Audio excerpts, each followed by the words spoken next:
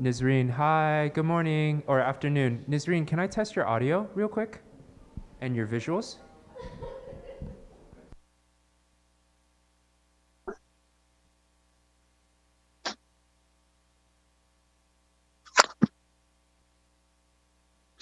Do you hear me well?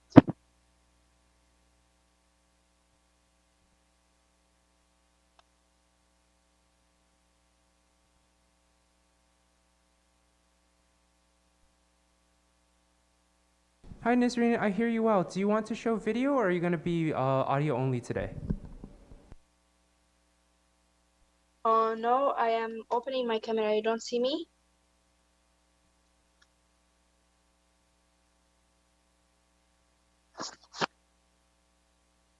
A second, okay. I will try to. Uh,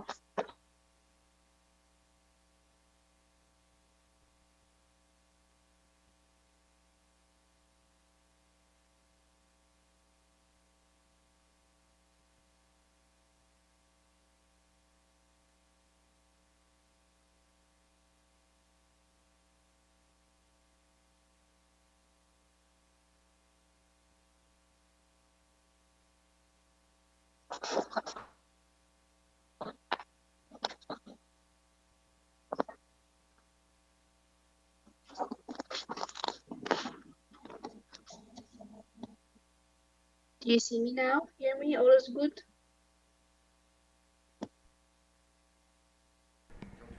Hi, Nizreen, nice to see you. We have you loud and clear and visually here as well. Thanks for being with us. All right, Ping Hao, are we good live? Yes. Okay, great. We are. Cool. I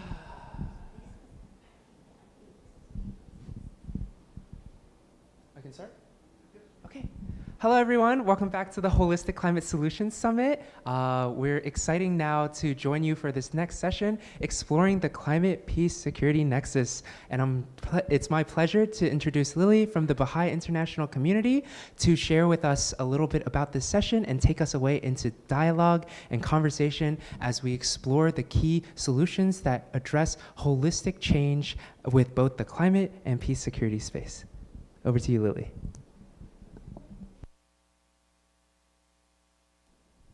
Thank you so much, Steve, and thank you to the Suchi Center for hosting us.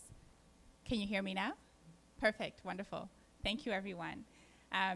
It is, after all, the UNGA week, so I know that there are many, many things happening throughout these days, so we really appreciate everybody being here and joining us for this conversation. And it's wonderful to be having it in this beautiful space, and I really appreciate all the yummy food that we have been fed, and it's just really lovely to be here. And many thanks also to Nisreen for joining us and having traveled all this way to be here. And really the aim of today is to be able to have a healthy exchange, have a conversation with our, I'm just going to share a few things to just kind of frame our conversation. So today the research that is emerging is that of all the stressors that cause, exacerbate, and prolong conflict, climate change is definitely a contributor to all three. This is manifesting itself in different ways in different parts of the world. Climate change-related resource scarcity has been the cause of confrontation between different groups in different regions. It has affected migratory systems, patterns, increasing stress on state institutions who may not be able to serve the new needs of larger urban populations as a result of climate change-induced migratory patterns. Non-state armed groups have also used the state's inability to respond to climate change-related emergencies to provide services and recruit members as a result.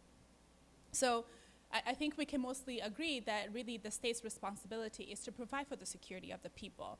And therefore, there's a strong imperative for state institutions and multilateral bodies to start to incorporate the impact of climate change as part and parcel of the analysis, the prevention, mitigation, and resolution of issues of security.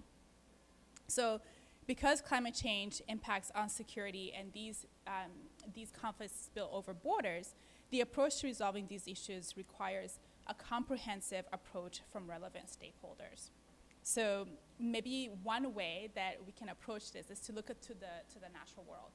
When we look at the natural world, we can observe that in its wonder, in its majesty, It really offers profound insights into the essence of our interdependence as human beings, but also with the natural world that we all share together. So, although some may seek to separate climate issues from issues of peace and security, but if we kind of make this false separation, and the causal relationship between the two remains challenging to identify and directly pin down, so to say, it makes it very difficult for us to then address it in policy way. So it is clear to us that the correlation is there. It's quite, although anecdotal research it may be difficult to have a direct correlation between climate change and issues of security, but we do see that the link is there. And we know that good research is not telling us that the connection is not there. So really we're gathering here today to create a space to learn from one another, to share experiences and knowledge, and to really look at the root causes of both of these issues. Because really, if we think about it, the root causes of both peace and security issues and issues related to climate change are interconnected.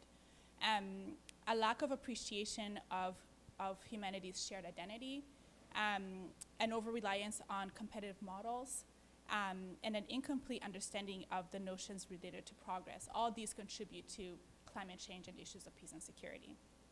So whether related to intra or interstate conflict, the same challenges posed by our inability to really act in full appreciation of our interdependence presents roadblocks to effectively create policy making in the areas of conflict resolution and climate action. So today, while the 2022 UN General Assembly is taking place, and also during the Climate Week, and on the same day as the UN's International Day of Peace, this side event brings together all of us to really have a conversation where we explore possibilities and opportunities to further collaborate and understand this intersection. So I don't want to speak too much. I'm going to pass it on to Nisreen. And I'm really grateful that Nisreen, who's had quite a trip to get here and to be here for our event today, is able to join us. She has a bachelor's degree in physics from the University of Khartoum. Nisreen also pursued her master's degree in renewable energy from the same university. She's a junior negotiator with the African Group of Negotiators in Technology Transfer, focusing on policies of countries regarding climate change and renewable energies. A very well-accomplished individual. I won't speak too much, but I'll now hand it over to Nisreen for some opening remarks. Over to you, Nisreen. Thank you very much, Lily, and I really wish if I was there with you physically. Happy International Peace Day, everyone, and peace is very dear to our heart. We, as a person who's coming from Sudan, I really wish that we reach peace at some point, because all of the SDGs, or all of the development sectors are very much linked to having stability. So if the country is not stable, then you cannot talk about any sort of development. If there is a conflict, then of course we will have a food security issue. If we have a climate crisis, then we will have a conflict, then we will have a food security issue. Water scarcity is already a huge problem all over, and I can talk until tomorrow about many reasons of conflict and how can we actually reach the peace so we can reach the development is the question that most of the African continent young people are asking and trying to work for. I've been working and advocating and as an activist in climate change for more than a decade now. It's 10 years and a half almost, since I started January 2012, and gradually connection between climate change and other topics, especially in a very vulnerable community, in vulnerable country like our country, Sudan, became very clear to me. Yet, unfortunately, these connections and these dots connecting process is still not there in a lot of countries, in a lot of mindset, in a lot of processes, and in a lot of institutes. Unfortunately, again, these mindsets, these institutes, these countries actually control how our countries and how our system are going and proceeding. More than that, they actually control the flow of financing and the flow of funding. When we talk about climate change and peace and security, they say, well, it's not confirmed. But unfortunately, they did not invest enough. We all did not invest enough time, energy, knowledge, but of course, financial resources to very much make it clear how much climate change is interlinked to conflict and how climate change triggers these conflicts in countries where more than 70% of their population depends 100% on climate sensitive livelihoods, just like farming, just like pasturing, and other fields like this. Sudan is one of the countries that have sometimes floods because we have too much rain. And with floods, we have IDPs that have to flee from their areas to a higher but also drier area, where also the host community in this higher and drier area are not very much welcoming because their resources is also impeding. Fresh water, fresh pasturing places, land to grow food and crops, and many other things are degrading very fastly because of desertification, because of the heat wave that we are having, and of course because of the droughts that we have sometimes. 2 days ago, I sent pictures in a group, and one of the group members said, yes, Nisreen, what's happening in Pakistan is horrible. We really share compassion with them. So I said, unfortunately, these pictures are not from Pakistan. These pictures are from a place that's 2 hours away from my house in Khartoum. I can see these links because I live them every day. But we can also make our case and show the world how much climate change is impacting the peace and security and stability of our communities only if we invested in that. Research, data collecting, train the local community to understand how climate change is causing this, and then how this is taking them to conflict might actually prevent that. Early warning system might prevent that. Having water harvesting processes and projects might prevent that. At least making a movie, maybe storytelling, maybe a social media like a YouTube or Facebook page talking about the issue might at least make other people see, understand, and maybe contribute to solving this problem. But are we ready to invest in that? This is the question I keep asking for many years now, and I don't have an answer for that. And having no answers means that the world is not ready to invest in that. Last year, many countries championed the resolution, actually it's this year, in the Security Council that links between climate change, peace, and security. What happened at the end? It was vetoed. Luckily, a few months later, the General Assembly adopted the resolution that links climate change, environment with human rights. And because climate change impacts the human security, it impacts the possibility to stay alive, it threatens the most important and the first human right, which is the right to live. Again, climate change causes instability. It is a drive for conflict. And us, as a climate activists, climate advocates, by building the resilience of our communities, by making them more able to adapt to climate change, we don't build peace. We actually prevent conflict from happening in the first place. I said this too many times today, but it's true. And when something is true, you don't get bored from repeating it. Prevention is better than cure. It's cheaper. We conserve more lives. We have development approach instead of relive or rebuilding processes, and it's also more benefiting to the communities themselves. Invest in young people, invest in research, and at least try to help young people to send their stories to the outer world by hosting them in your pages, for example, by giving them equipment for taking videos or photography or whatever way that they can express themselves and send their messages and share the day-to-day details that they are living and how climate change is impacting them and their security. Thank you very much. I end up with this call. Thank you so much, Nisreen, for that strong statement and for emphasizing the key role of prevention, which not only saves more resources, but more importantly, emphasizes the importance of early warning and saving lives at the same time. I will now turn it over to Mr. Hiro Sakurai. Hiro has been serving as director of the Office for UN Affairs at Sokagai International, and managing its UN offices in New York and Geneva, which mainly covered the areas including peace and disarmament, sustainable development, climate justice, human rights education, and gender justice.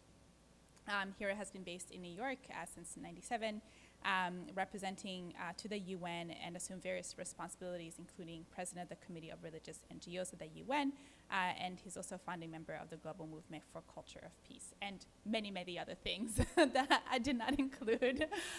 So over to you, Hiro. Yes, thank you, Lillian, for your kind introduction, and thank you, Tsuchi Foundation, for bringing together all of us and addressing such an important subject. This is 1 week full commitment. This really provides us important space for dialogue and sharing ideas and solutions. So I really appreciate that. In the beginning, should I introduce myself a little bit?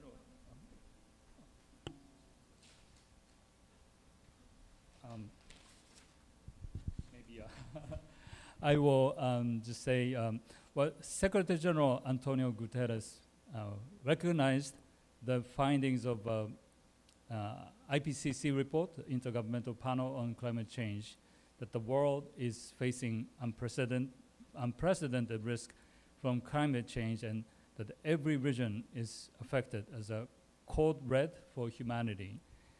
He said that while climate change is rarely the primary cause of conflict, it can act as a risk multiplier, exacerbating underlying vulnerabilities and compounding existing grievance.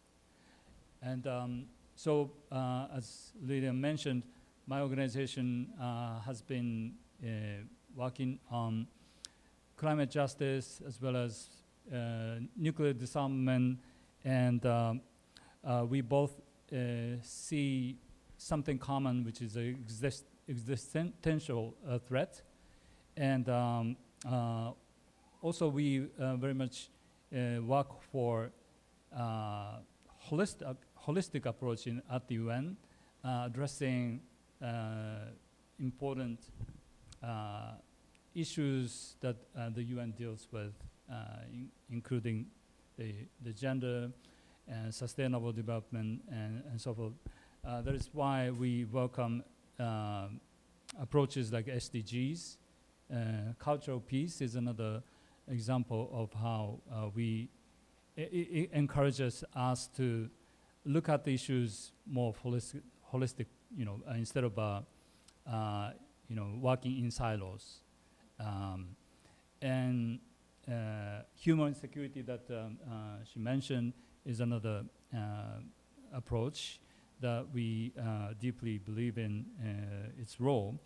And one of the importance of human security is for people to feel secured and people to feel empowered. And to do so, we primarily work on education in various forms of various forms, not just school education, but also non-formal. And for that, we provide educational programs at the grassroots level, and we definitely see a proof of people feeling empowered, and that's important when we look at the nexus, climate change and peace and security. And I will just stop as opening remarks. Thank you.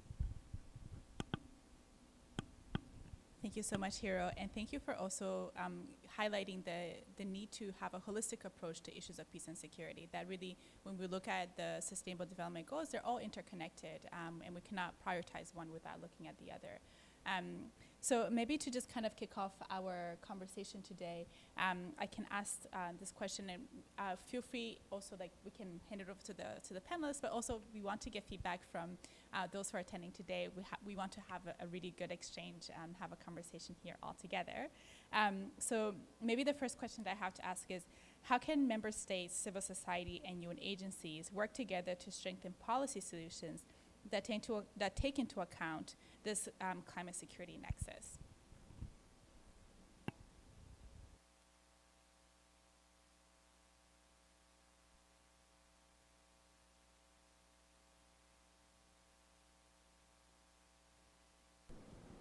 Does anyone have any inputs? I have thoughts. Can I go? Oh, let's go. I want to go. So I think the question of like how we can work together, right? I loved Hiro's reflections on culture of peace.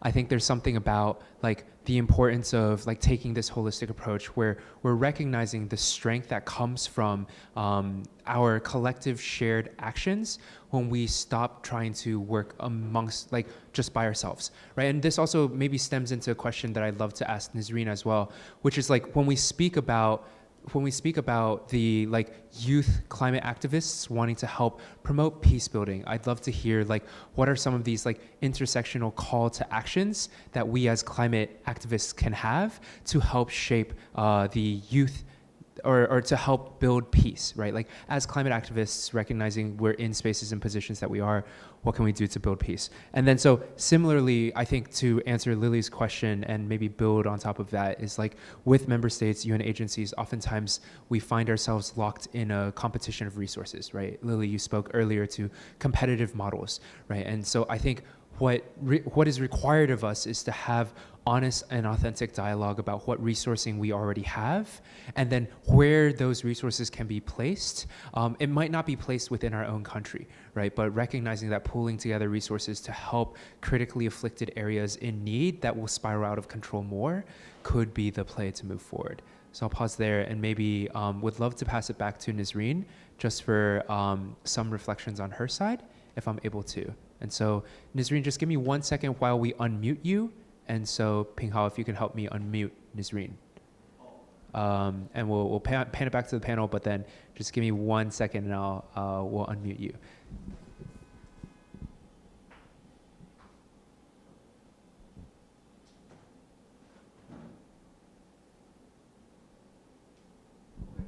All right, you should be good. Oh, she disappeared. Okay, no worries. That's connections. All right, Lily, back to you in terms of reflections just on, in terms of like building peace, right? As climate activists, what can we do to help along that process? So I think maybe one way is to kind of change our orientation. Are you able to hear me? Okay, perfect. I think we're all still getting to the swing of having hybrid meetings and having people online in person. It's going to be a learning process for all of us. But maybe like one thing I can pick up, I come more from a community building background, and from the work that I've done in the context of working with families and working with like really on a much more granular level, is the importance of relationships and really gaining trust of individuals. And I think that's a lesson that can also be reflected on the international arena. I think sometimes when we are engaging with larger institutions, we forget the importance of friendships with individuals and of collaboration. And like within these large agencies and within mission states, these are individuals who are working in these spaces with their own concerns and you know, lists of many things to do and inboxes that are out of control. So like I think we can all kind of really relate to that. So I think building relationships with individuals in these spaces is one way that we can change our orientation to these issues. I think in the end, not very many people come into this kind of work with like selfish ends or goals. I think we're all working towards the same ideals of peace and building harmony between individuals. So really, like, I think that orientation of how we approach the space is maybe one thing that each individual can contribute, and it can be a really useful way of moving forward. Beautiful. Thanks so much, Lily. I'm going to pass it over to Miriam for a question. Yeah, hey, thanks so much for this topic. Unfortunately, I have a work meeting that I'm gonna have to leave soon for, so I wanted to ask this question, but this might be just a little bit controversial, but so we talk a lot, okay, so you talk about holistic approaches, right? And just the fact that we work in silos, but there's gotta be some historical basis to going in that direction, I wonder, right? That, because people, I guess like back in the day, right, would center around their faith, right, or whatever their house of worship was, and then a lot of wars were fought because of that, right? And so I wonder if this move away from that, right, led to some of this silo type culture, or if you could speak, I guess, just a little bit historically to like the situation we're in now, because as you very eloquently said, that nature has those solutions, right, that we're all interdependent, so we should work together, and the fact that we don't, right? Is there some other historical basis to that? And then could we learn from that where we don't have to become siloed by our faiths or siloed by something else, but that we could come together in a more productive way, I guess. I hope that makes sense.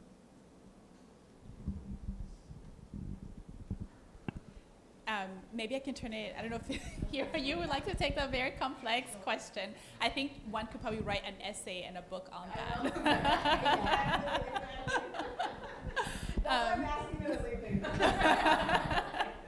But maybe, I don't know if you would like to take a crack at that question, and I can offer some thoughts as well. Well, I think, there are many instances, working at the UN, many instances where we kind of have to go with the flow, since the UN mechanism is designed in a way that you have to deal with the issues in silos. Most of the conferences and so forth. But that's not the end. Look at SDGs. We didn't have that before 2015. Cultural peace is another one. So I can definitely see that we're moving toward that direction. I think it's always a kind of up and down, and then, so I think those believing in holistic approach have to be there to show support and and find the like-minded governments and agencies who you can work with. And I think it's only the little bit of a kind of small efforts that build up for greater change. Yeah.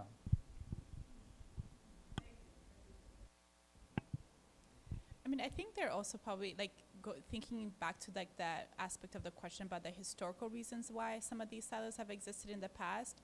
I think sometimes trying to isolate a particular issue can be simpler to approach a question when you just kind of focus in, and sometimes there is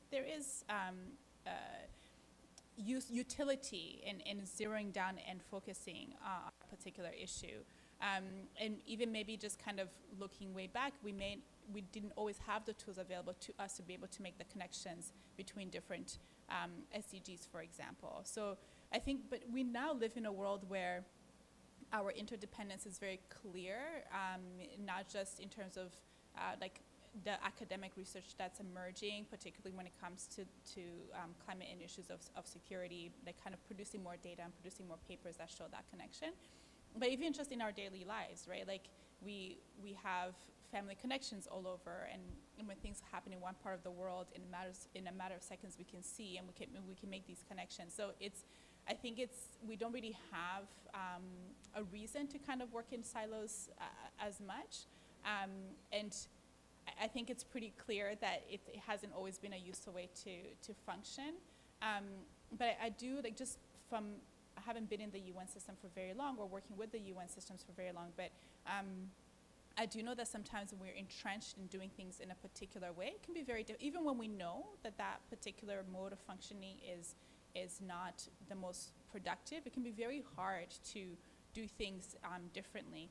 So I think even just thinking about different frameworks of doing our work, just having a process where we do something, we come back together, we consult on it, we think, like, did this work, did this not work, what are different ways that we can do something? That requires a certain level of detachment and systematic action, right? So, but being able to do that then allows us to kind of move beyond, like, old modes of functioning and having more of, like, a learning orientation towards the way that we do things. And I think that can help us not just in looking at issues of climate security and peace and climate change and peace and security, but it can help us in all of our work, just being more systematic. Having this attitude of, like, I want to learn more and not being attached to the way that we function can really help us just kind of changing the frameworks that we use for ourselves.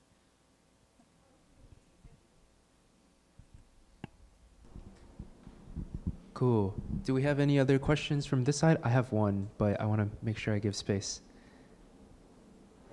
Yeah? Okay, so I love that we talked about iterative building processes, right? And how, like, there's this level of trust that must come from, like, how we work with each other, and Lily speaking to, like, how we make friends, right? I'd love to maybe hear a little bit more about, like, what does it take to build this sort of community, this sort of friendship? Like, what are some processes that, like, showing up in other people's spaces helps break down the silos, right? Expressing genuine interest in their issues and, like, investing time to learn are some of these, like, tools that we've really been able to use to help, like, warm up to people who may not necessarily be in our expertise, right? Because we definitely know there's, like, there's a level of elitism and expertise requirement in some of these, like, formal spaces, right? And so especially for young climate activists who want to help bridge this Nexus space, it can be very intimidating to walk into a space that is at once out of your expertise and out of your level, right? So do you have any, like, advice, any, like, thoughts in terms of how it can really help bridge that space and walk into there and warm up to people so they can become part of our community as well?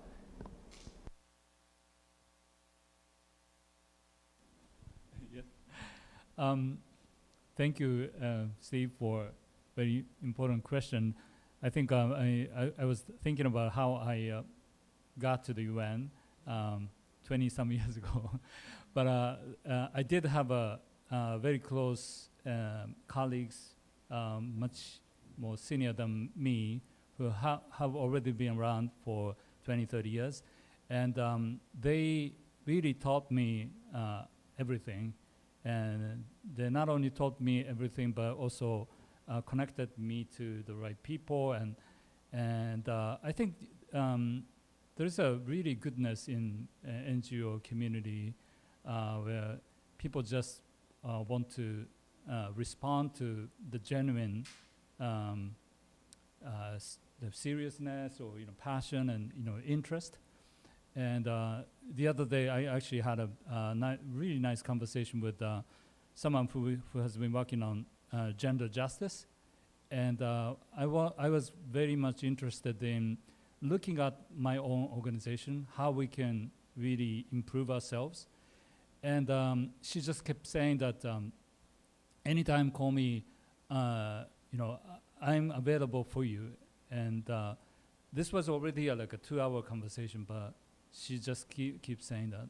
And I think, she has a genuine joy of seeing someone who is, really interested. So I think it's a good chemistry or something that, that's.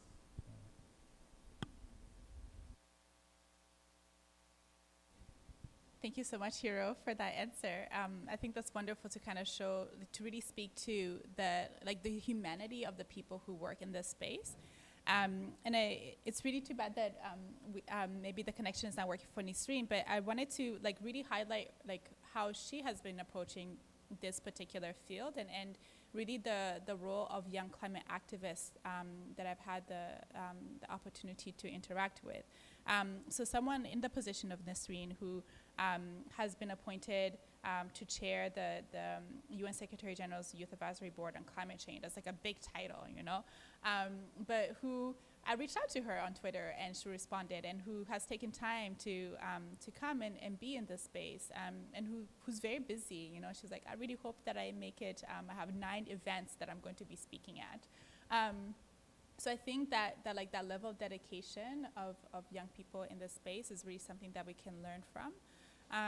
And to the point about not feeling intimidated in these spaces, having conviction that we all have something that we can and must contribute to the spaces is really important when you think about like what would holistic climate solutions look like.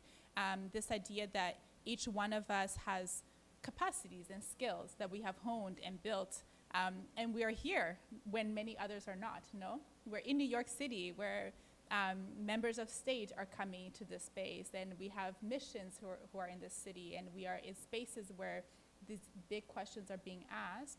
And as nerve-wracking as it can be to step in these spaces, we have an opportunity to be here and to bring perhaps voices that of individuals who themselves physically cannot be here. And I think kind of being selfless and thinking about the needs of others helps us to have the courage that we need to be in spaces that are very intimidating.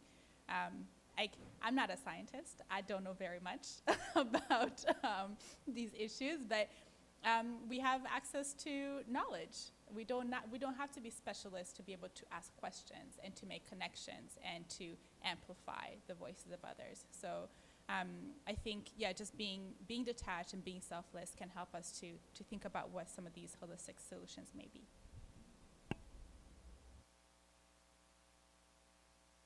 Beautiful. I feel like I'm now facilitating a whole conversation with you guys. Yeah, I love it. I will keep on with this. I think there's such a beautiful reflection in both of your remarks in terms of mentorship and conviction, right? And both of these are values, right? And coming from 2 faith-based organizations working at this nexus of peace, security, and climate, perhaps I would also love to hear like some reflections on what are some of these like guiding values that we see help move us in the right direction, right? If the needle can swing in the opposite direction when values are led astray, right? And we prioritize profit over people, what are some of these grounding values that we should keep, whether it's interdependence like we lifted up earlier, right? Or like love for humanity, like from your own respective organizations, what are some of these like grounding values that you're using in your climate and peace advocacy work? Yes, thank you, Steve, for another very, very important question. We are fascinated by the beginning, how the UN Charter begins. We the peoples, and that's our mission, to bring peoples to the UN, and whether it's people themselves or the voices and requests and ideas, and as you said, that there are people who cannot come to the UN or don't have access, but we should be the voice of voiceless, and the UN, the United Nations has to be supported by many other stakeholders in order for it to live up to the mission and the world's expectation. And for that, NGOs or FBOs, we have a really critical role to play, and we should be the part of the UN work in that regard.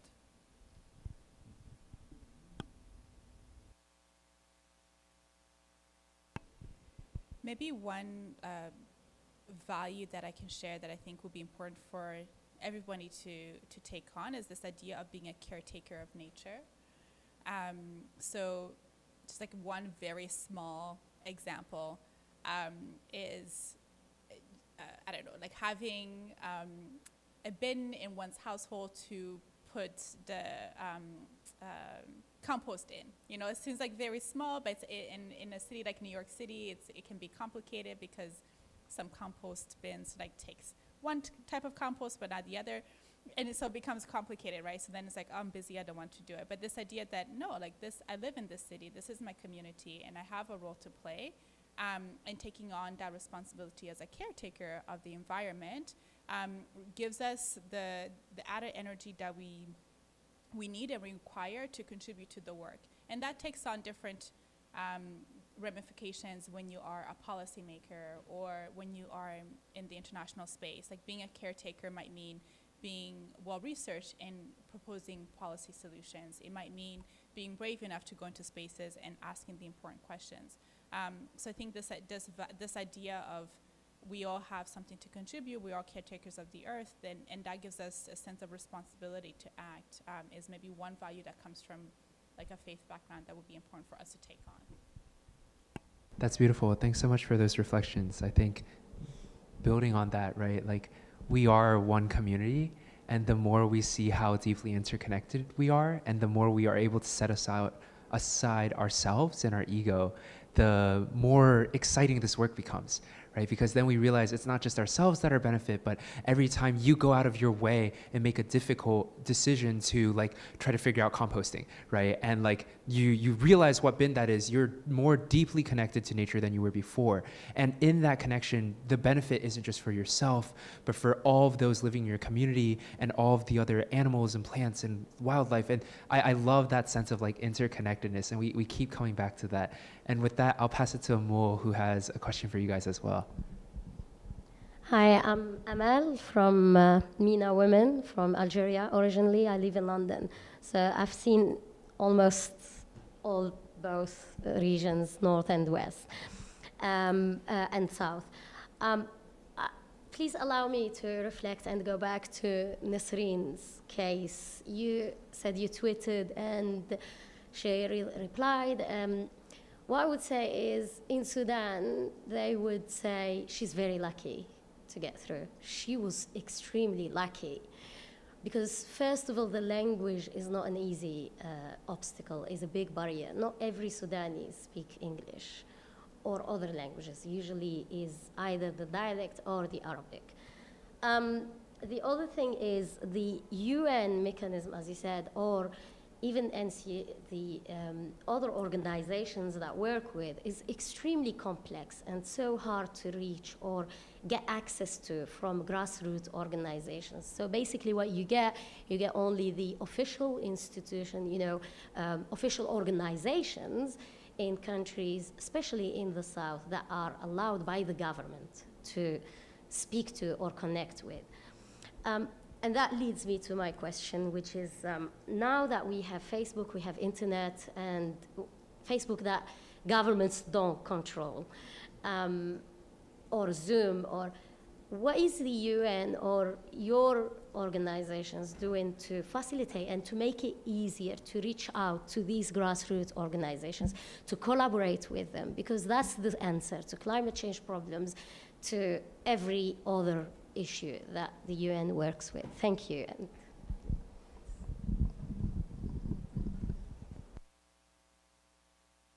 We're getting many tough questions today from our from our audience. I wouldn't expect anything less. I mean, I think this is a question that many individuals within the UN space have been grappling with for a long time, and probably will continue to. Right, because you do have very many bright individuals within their communities who are doing valuable work, and it will be helpful to bring them to New York to share and really understand what they're learning. And I think it really actually will be valuable for some of these spaces to start changing in a way, to go from spaces where member states report on how they're advancing, how well they're doing, to spaces for reflection and bring in not just institutions, but also these voices from the grassroots. So, and I really do, I not only believe, but I see individuals and even just institutionally UN agencies who do recognize that grassroots organizations have a key role to play in being able to implement the policies that are agreed upon on the international level. And that the feedback that comes back from the grassroots is really important to reflect back and say, well, are we actually approaching this in the right way? So there's a healthy exchange of information between the two. So I know that just from personal experience, participating, for example, in the NGO Commission on Social Development, that there's a large effort to re-engage with grassroots organizations in different geographical regions. We have made an effort to work with UNDESA as we approach the commission in February. It takes place every February. We have our meetings in a hybrid format so that individuals who are in different parts of the world can join us, and you don't have to be in New York to be able to join. And it's not only just the NGO Commission for Social Development that's doing this. I know that there are many other NGO committees that really make an effort to ensure that what happens in New York is that whatever policy recommendations are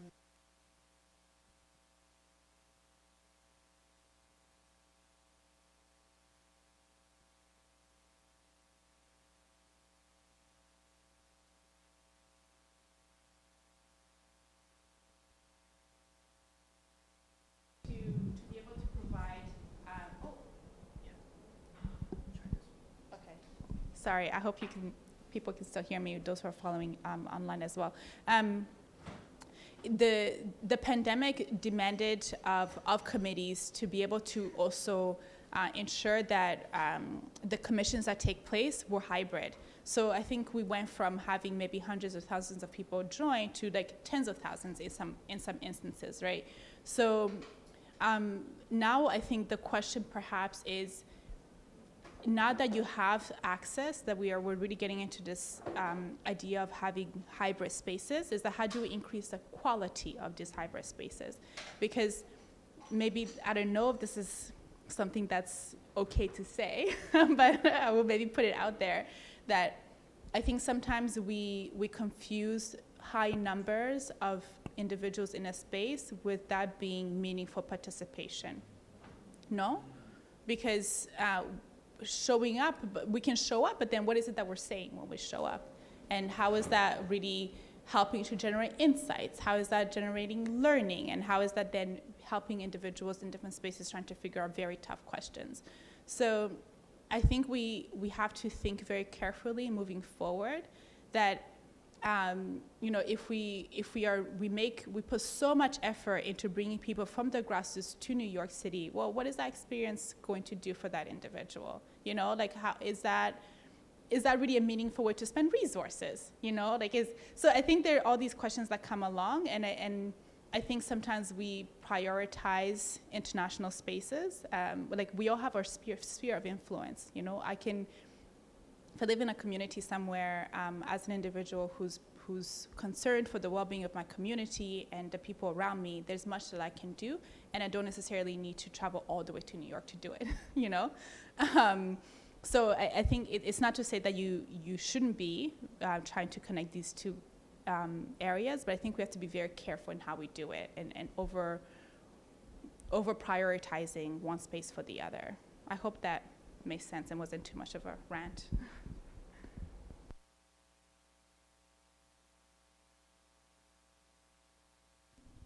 I don't have much to add, but I was just thinking about how best to reach out to grassroots organizations and local organizations, and through social media. And one thing we among ourselves, colleagues, we keep in mind is to challenge with each other that if we are not using UN language or UNese, that's not comprehensible to people, the everyday people.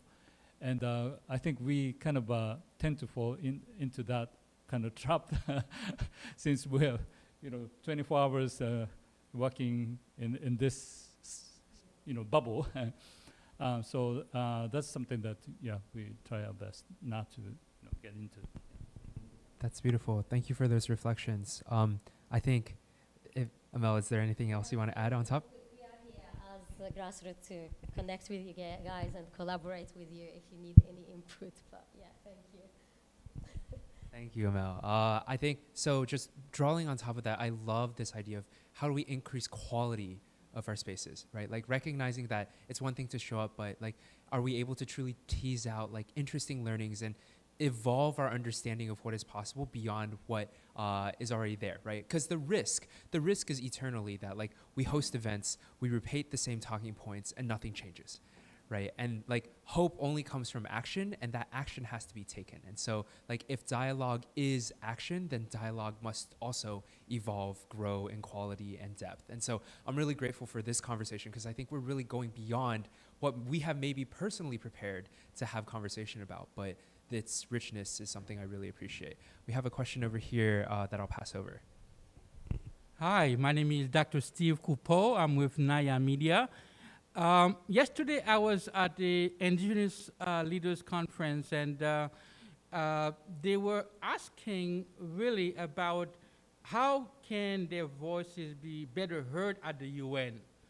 Do you have any best practices in terms of using diversity, equity, and inclusion to enable unrepresented groups or people that are not really fully integrated into the dialogue at the UN in terms of climate security?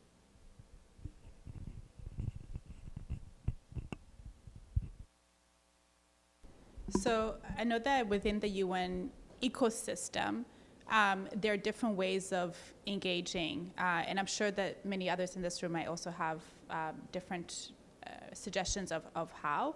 But one way that individuals who are maybe like new to the space or maybe just still trying to learn the system is to join different coalitions and different committees. And there is a lot of work that needs to be done, and there's always a need for individuals who are willing to learn and contribute to that work. So for example, at the intersection of climate change and security, there's a really wonderful group of young peacemakers who want to learn more about this intersection and engage in conversation. And they're part of a group called the Global Coalition for Youth, Peace, and Security. And so, I've only been around this ecosystem for 1 year, but I think I have had the opportunity to see how different committees and task forces work. And of all the different ones that I have participated in, I think the GCYPS, this global coalition, is probably one of the more organized and really like collaborative spaces that exist for this particular conversation. And we'll recommend like looking into this space. Again, it doesn't matter where one is based. You can connect with them, and I'll be happy to have a conversation with you after this event to talk about that. And they're really making earnest efforts to explore this further, because as Nasreen mentioned earlier, there's a need for more data collection. There's a need for researchers to write about this issue, to emphasize that indeed there is a connection. When you have climate change, it does exacerbate conflict, and we need to be able to see that reflected in policy and also in peace-building endeavors. Lovely. I think maybe adding on top of that, there's a really interesting phenomena that's happening around the world, especially since the internet has been fully unleashed, right? And that is like information overload, right? Like of all of the people who are working on climate, peace, security issues, how many of them, like thousands, millions of like organizations and groups, how do we tell who is doing what their impact is, and what they can bring into a space like the UN, right, where they're trying to solve these like global issues? And so the one piece of encouragement that I got when I first started our advocacy work at the UN was we have to tell stories, right? We have to tell stories of how we're changing people's lives. We have to back that up with good like data, photographs, metrics, and then bring that to people who are looking for speakers, right? Who are within the UN, they're constantly organizing events, trying to understand these different issues. And what they fall prey to occasionally is the poverty of choice, right? Because they're so busy organizing, how much time do they really have to understand what's new in the landscape, right? They need to be introduced. And who better to introduce yourself than you, right? And then so making that effort to share and showcase the impact that you've created has been one way that we've been able to open doors, so long as we've been able to organize and tell those stories.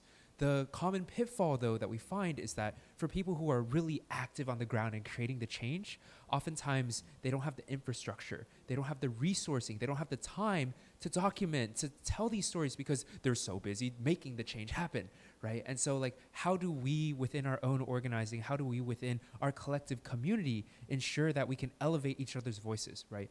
I have a really killer event this week, right? But I can't be the one who's documenting the event because I'm the one hosting the event, right? And so in that theory then, which one of my partners, which one within my community can be the one to help elevate my voice, right? But all of that has to be through this like lens and ethos of like, when one person succeeds, everyone eats at the table with them as well, right? And so as we want to do this work, it's about like, how do we build this intentional community that is really here to promote the advancement of climate peace security within our country, right? And then like this community exists as like this small group. And then when one group succeeds, we're celebrating, we're documenting, we're sharing their successes to policymakers, decision makers at a local, national, international level, right? And from there, we then begin to tell these wonderful stories, and it catches the attention of those who wish to organize something at a more international level. But I'll also then point back to something that I believe Lily said around our interest in international spaces, right? And how like in this international, there's a magnetism that draws people here, but the true work is happening at the local level, right? So how do we balance between those two things? Quick survey of the room. Are there other questions that we want to ask? If not, I have more. Or Lily, if you have other questions you want to ask Hiro. Yeah, I love this conversation. It's so nice. I think one thing I want to lift up to which Amel raised was this language barrier, right? Like recognizing that so much of this organizing is happening within the climate and peace security space in English, right? But then a lot of these challenges are being like addressed in countries that English is not the primary speaking language, right? I think there is a need for us to consider like nuance, loss of expertise, and all of these unique challenges and contexts that come with this, right? And I know both of your organizations work in very hyper-local contexts, you know, and we have communities spread throughout the world for both Soka Gakkai and the Baha'i international community. And perhaps I would love to hear a little bit about how we're able to, as your two respective organizations, like grow local expertise, empower local groups to take interest in these issues that you're advocating about at an international level, right? Like, what is it like to work as individuals at an international space to then share this back to the local?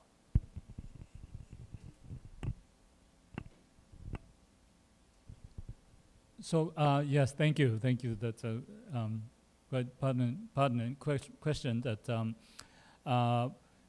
you know, language translation has always been a big part of our organization, and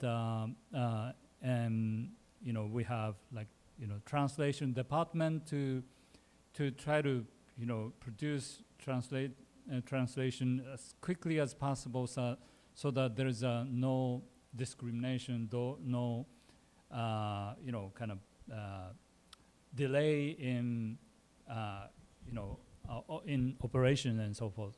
And my work primarily is to feedback to the headquarters with what's happening at the UN, and with the recommendations for the national organizations to consider taking on. And you know, that definitely requires a lot of translation, and which my office doesn't have the capacity, so we have to rely on the headquarters. But I think, you know, translation in different ways too. Translation and the linguistic translation, but also kind of going back to what I said earlier, we have to really challenge ourselves. Am I making sense of what I write, and and so that's important. Also, like what is our niche, or what is our uniqueness relevant to our philosophy, or our values, that I can't provide like 100 pages of unrelated documents.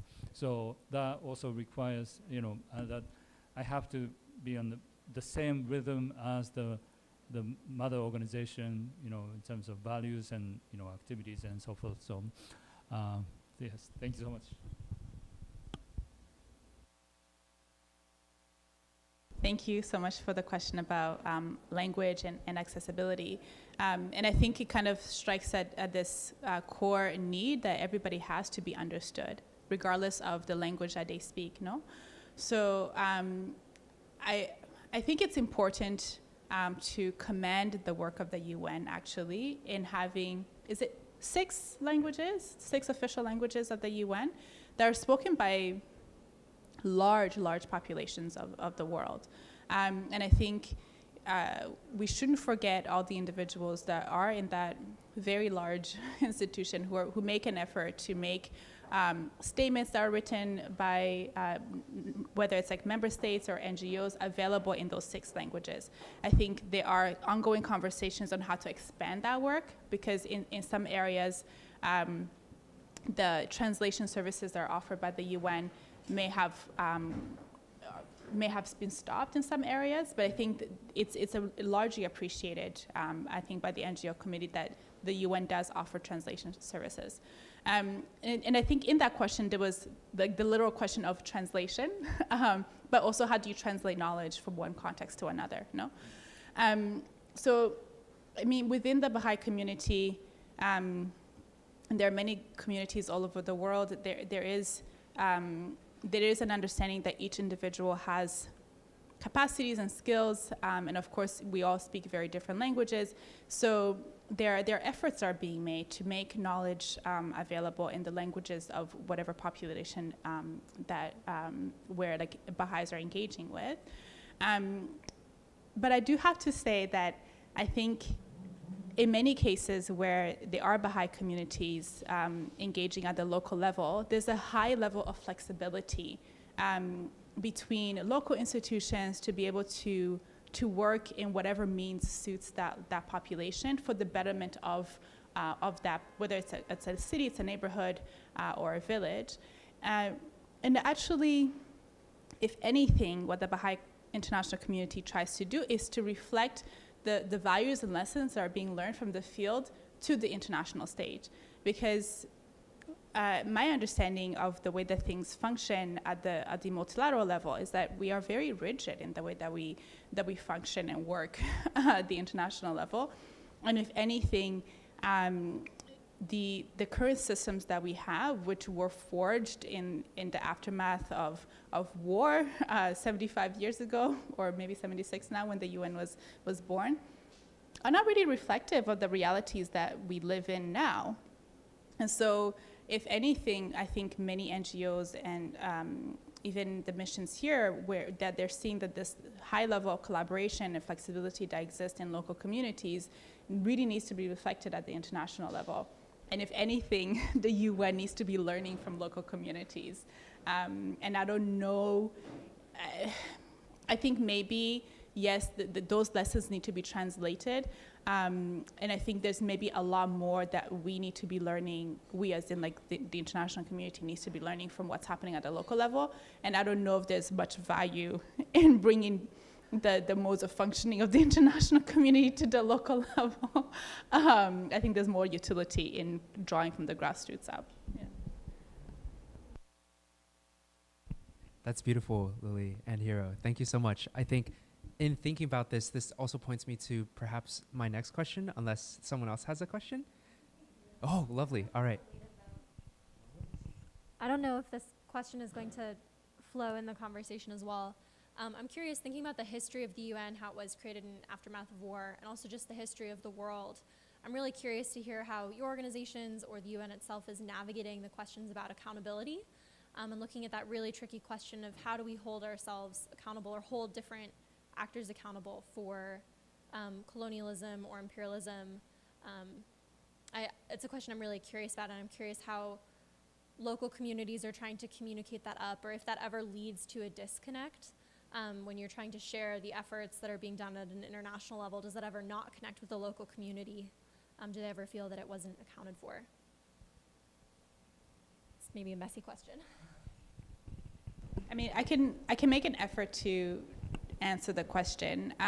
So Baha'i communities are highly decentralized in the way that they function. And so this question of accountability, I think, can best be addressed in like the framework that I mentioned earlier of functioning that many Baha'i communities use.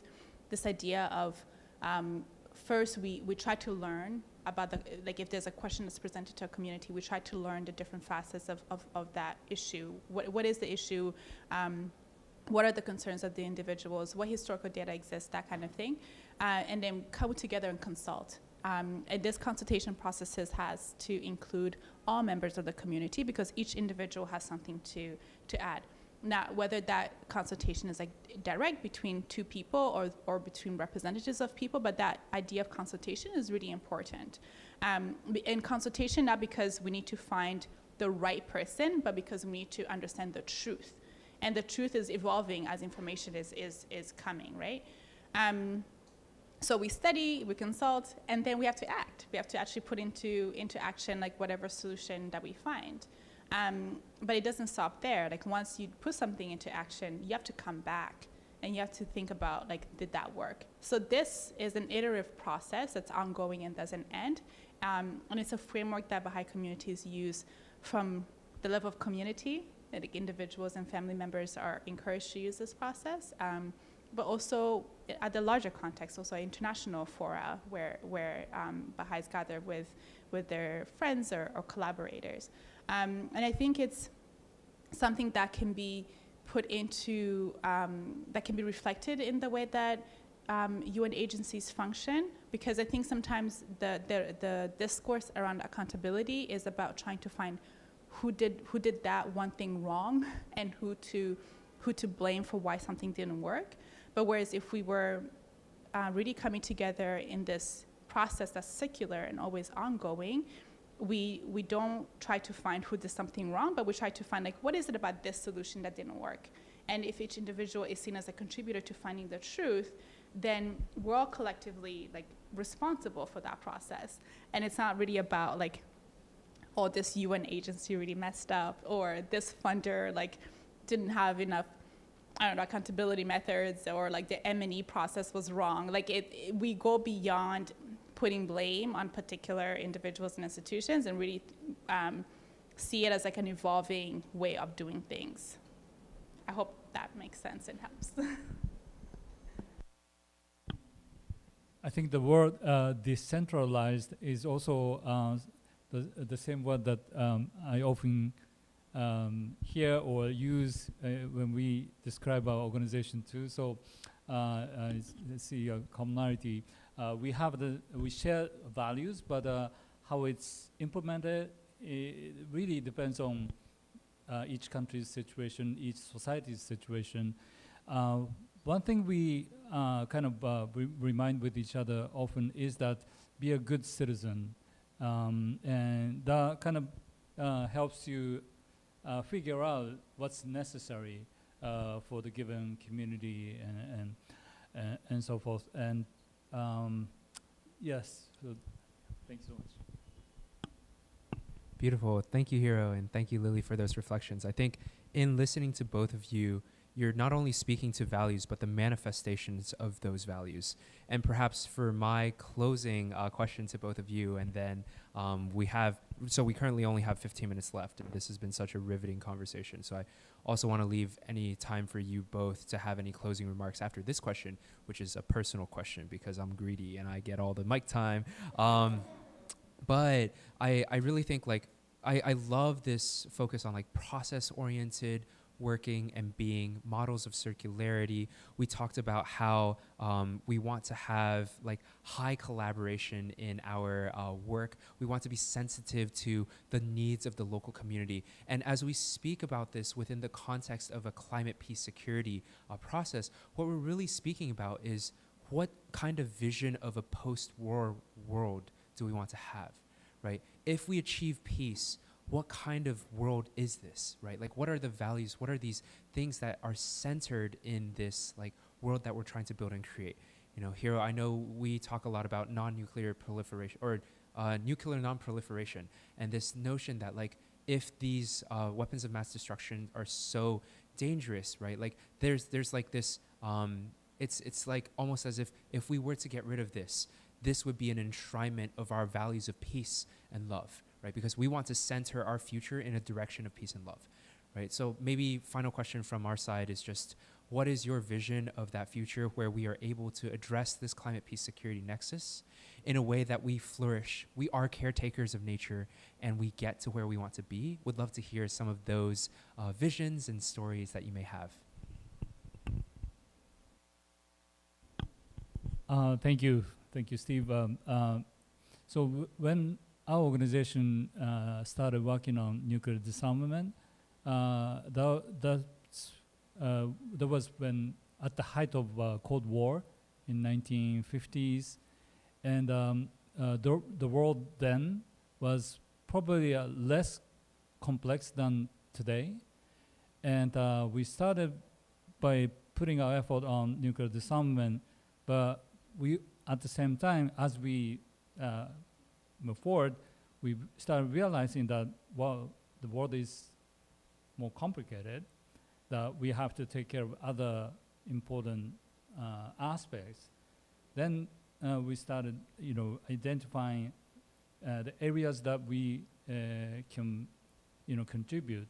That's how we added, human rights education, gender justice, climate justice, and so forth. And so going back to what I said already, but idea about like cultural peace really resonates so close to us because it has everything that we thought about. SDGs, it's far from completion, perfection, but still, it's a great vehicle that we can, ride on and make our contribution. So that's the kind of direction that we would like to advance together with like-minded people like you guys who are here today. Because this task is so huge that requires everyone's effort, and that's also something that cultural peace identifies. It identifies not just the member states, but the UN, and media, and teachers, family members, the youth, students. This is one of the very rare UN documents which identifies everyone's effort counts. So thanks so much.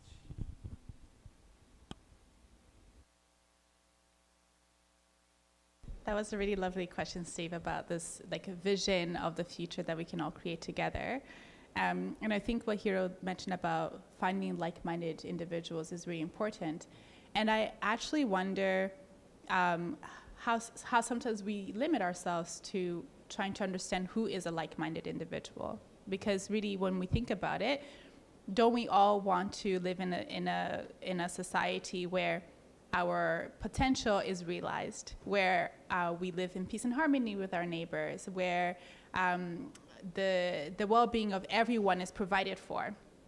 And so I think when we really think about like the highest aspiration of each individual, I don't think those are actually that different in every country that we are. I think everybody wants to live in a society that is that really provides for the release of that human potential that we all have. And I think ultimately peace is just the building block for that. Because when we can stop worrying about who's going to be coming into conflict with who, then we have to think about, well, what is the kind of society that we want to live in afterwards? And I think that's something that perhaps maybe how it manifests itself locally from one community to another, it might look different, but ultimately there's like a similarity in wanting to be at peace with one another and to release the potential of all individuals. Yeah. Beautiful. Thanks so much, you both. I think there's such a nice reflection in like the wholeness of this all, right? Like no matter who we are, we have a role to play. There's something for us to give, and in that mutuality, more can be done, more can be found. And then as peace, utilizing peace as this building block, it's integral to ensure that like we have tangible and lasting progress within the climate space, right? Because without peace, we can't move forward. So would love to turn over to you all for any final thoughts, any words left unspoken that may be in your scripts that we haven't touched on, any final ideas as we close out this panel.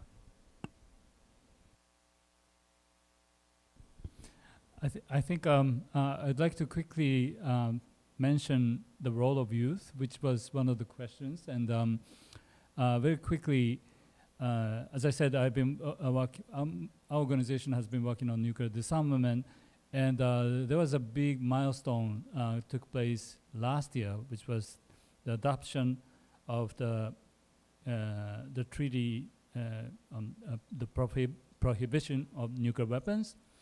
But of course, that alone doesn't do anything unless the nuclear weapon states ratify and decide to get rid of the nuclear weapons. But this was a significant achievement when you think about 50 more years that nothing happened. And it was the conference on humanitarian consequences that youth, young NGO representatives participated. A big number of youth participants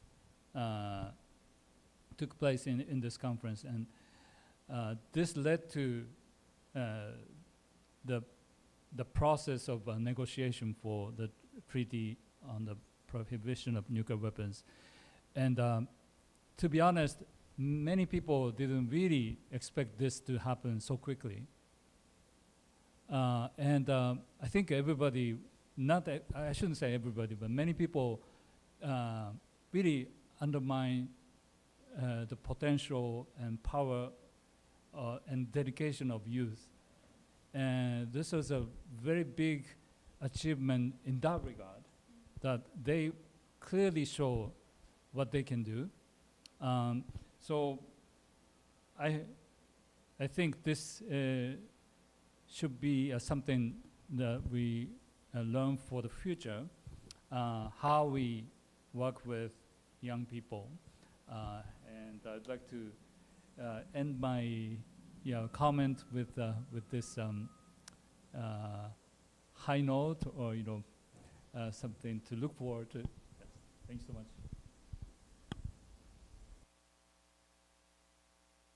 Thank you so much, Hiro, for promoting the role of young people. Music to my ears.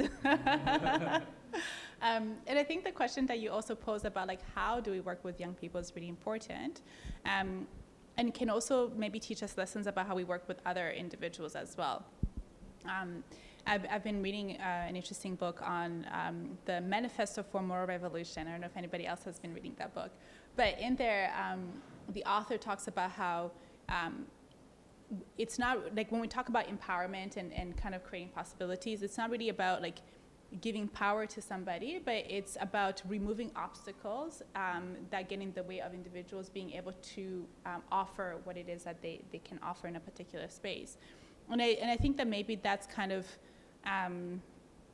what is at the crux of many of the discourses that we engage in that particularly when you talk about youth, there is much that they can offer, no? Like they're many young people who in their particular context are seeing the effects of climate change. They're seeing how it is a driver of conflict, and they understand the interconnections that exist. And perhaps one way that we can all contribute is in our own way, wherever we work, is to try to identify those barriers that exist to participation and working with others to remove them. Not just for youth, but for others, with this understanding and this like deep conviction that each individual really does have something to offer in a particular space. So maybe that's one way to close off this wonderful conversation, is to really think about how can we each be removing those barriers in whatever space that we are in, that we open up for others to offer their comments, that we uplift comments that maybe are not amplified but are important to arrive at the truth of a particular conversation, and that we do so with humility and with care and with sincerity. So perhaps that's one way that we can move forward. Thanks so much, Lily. Thanks so much, Hiro, for all of these beautiful reflections. With this, we'll close out our session. And I think the resounding endpoint from my side, right, is people power. Like, everything is possible so long as we mobilize our people, whether it's youth or everyone on this globe. We have something to offer, we have something to give. And when we bring everyone together, in community together, we can really achieve fantastic and profound things. So with that, we'd like to invite you all to join us for our next session at 3:30, which really explores the building blocks of mutual aid for disaster resilience. How do we go about building and creating these communities so that we can draw up people power? And with this, I'd like to thank our panel, and please join me in thanking our panel for this wonderful dialogue.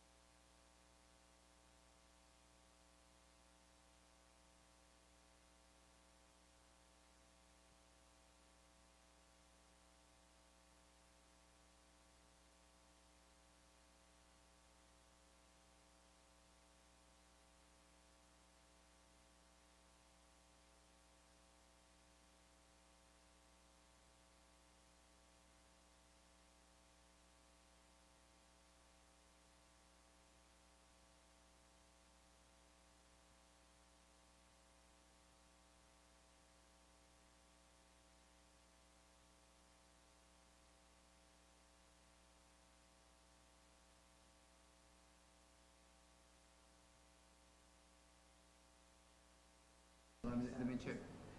Yes. All right. Here's good. And So feel free to keep your masks on or off, depending on your own personal comfort level. Okay. All right. All right. Hello, everyone. Welcome back to the Holistic Climate Solutions Summit, hosted here at the Tzu Chi Center for Compassionate Relief. We're delighted to bring you this next session, which is the building blocks of mutual aid for disaster resilience. And it is my treat to once again introduce our moderator, Dallas Conyers from the Southeast Climate and Energy Network. Yeah, go Dallas!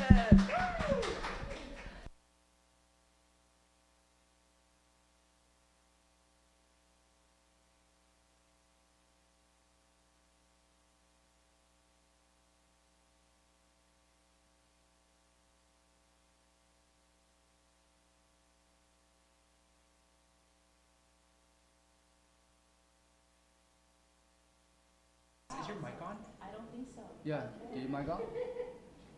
There we go. Is that better? Yeah. So catch the recordings on live on of the live tapings on the CIGI website, and join us for the whole thing. So I want to welcome and allow our panelists for today's session to introduce themselves. And I would like to start on our far right, my far right. Want to go ahead? Thank you all. My name is Lucy Cummings. I am the Senior Manager of Faith Sector Resilience at New York Disaster Interfaith Service. Is that better?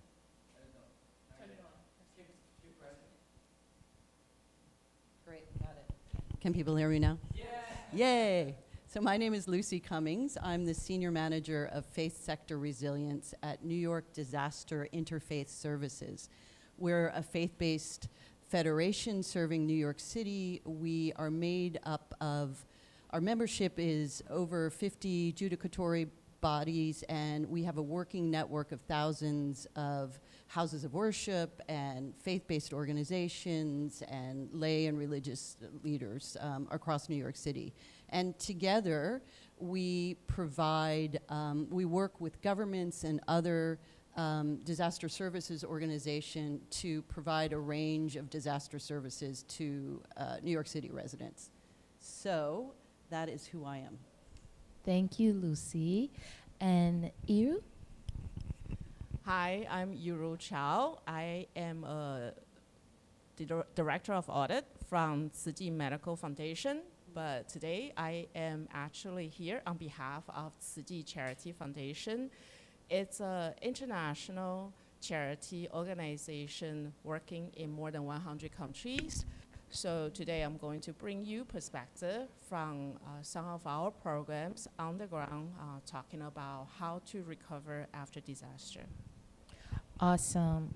Well, my name is Reverend Dallas Conyers. I'll also be speaking to you this evening, and I work with the Southeast Climate and Energy Network as the Senior Programs and JEDI, Justice, Equity, Diversity, and Inclusion Manager, and I am also the International Liaison for the United States Climate Action Network. And we also have a guest panelist who will be coming to us virtually in about 20 minutes. His name is Alexander Clementine. He is the owner of Together We Compost, and he is also the working for the organization called SEA Change as the Director of Strategic Development, and he'll be joining us later.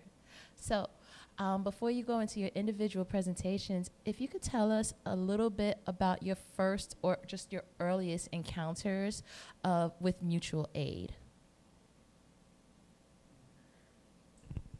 Local perspective.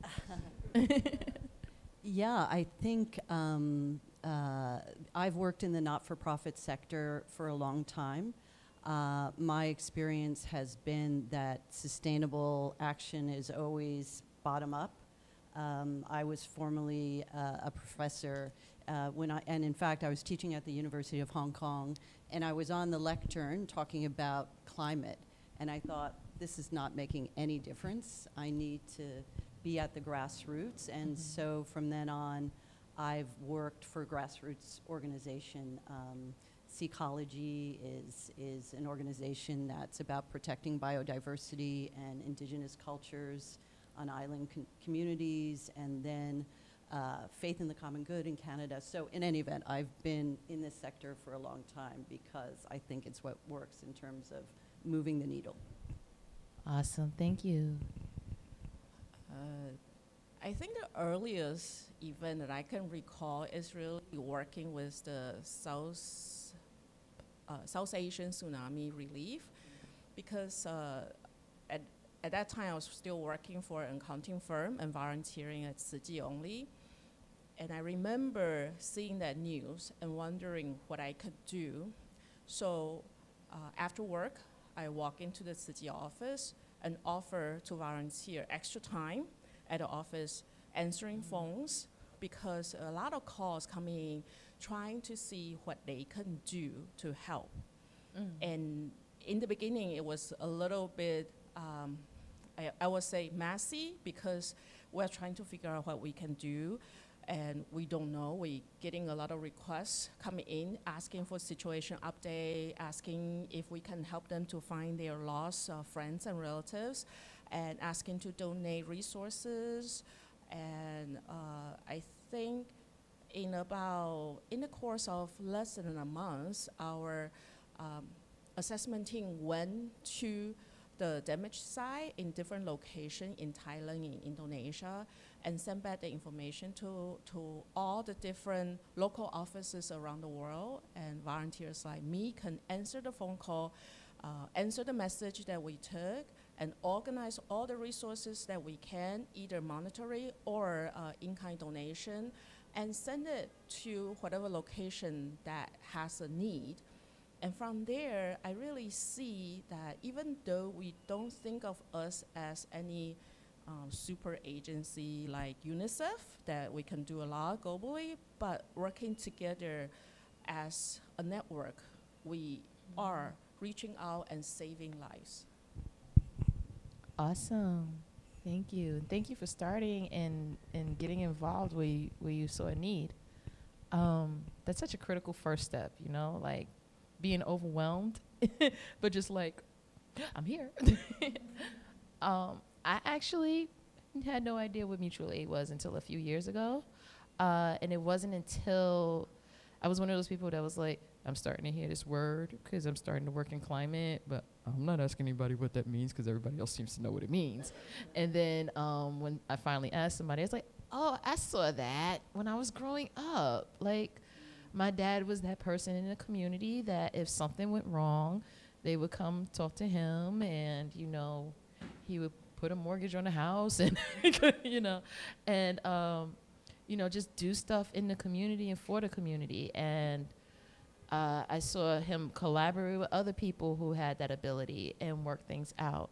So I didn't even realize I was looking at mutual aid concepts at a very, very grassroots and somewhat unhealthy way. But I definitely grew up with it. So that was my very non-professional experience of mutual aid. Okay, so that said, Lucy, you wanna get into telling us what exactly mutual aid is, so nobody else has to be like me and go, what's this word mean? I think you've just described it perfectly. It's neighbors helping neighbors. It's community-based organizing. It's empowering local communities to lead. It's giving local communities control of the money, control of the strategy in terms of how to heal and recover. You know, it's been going on for millennial, but I think with the climate crisis, governments are just simply overwhelmed. And so the importance of mutual aid and community-based leadership in terms of climate disaster recovery is critical. It's the only thing that works. Awesome. And give us a little bit more why mutual aid in terms of the only thing that works, because there's so many options out there, and I don't want to put you on the spot, but I do. Yeah. Like, yeah. We're like, you know, so many people are like, but, you know, when something goes wrong, we go to the government. You know, because that's what government is for, right? Like, Any thoughts on that? Yeah, well, sadly, the government is not going to be there. At least not enough to make you whole, or not enough, or not really serving the folks who are most impacted by climate disasters, low income, vulnerable communities. So we know, I mean, in disaster services, we know that we know that governments don't show up for at least 72 hours, and we're looking at Hurricane Fiona and previously Hurricane Maria, and sometimes it's a lot longer. So that reality, that's just the reality. So you have to get organized locally. We know that when you're looking at communities and their abilities to withstand and bounce back from disasters, the main determinative factor is social cohesion, social connectedness. It's not how much money is thrown in or how big the disaster is. So for that reason too, the kind of mutual aid is critical. And even when, and by the way, we work with FEMA. There are phenomenal people who are working within FEMA, but it doesn't prioritize equity. It favors, and FEMA has documented this in their own review of services, but it favors wealthier people. It is, the damage assessment is based on property. If you don't own property, that obviously leaves you out. If you're undocumented, if you're homeless, many can't afford flood insurance, which is another, obviously another way that people bounce back. And the individual there, we just had someone do a presentation from FEMA, and I'm just looking at my notes.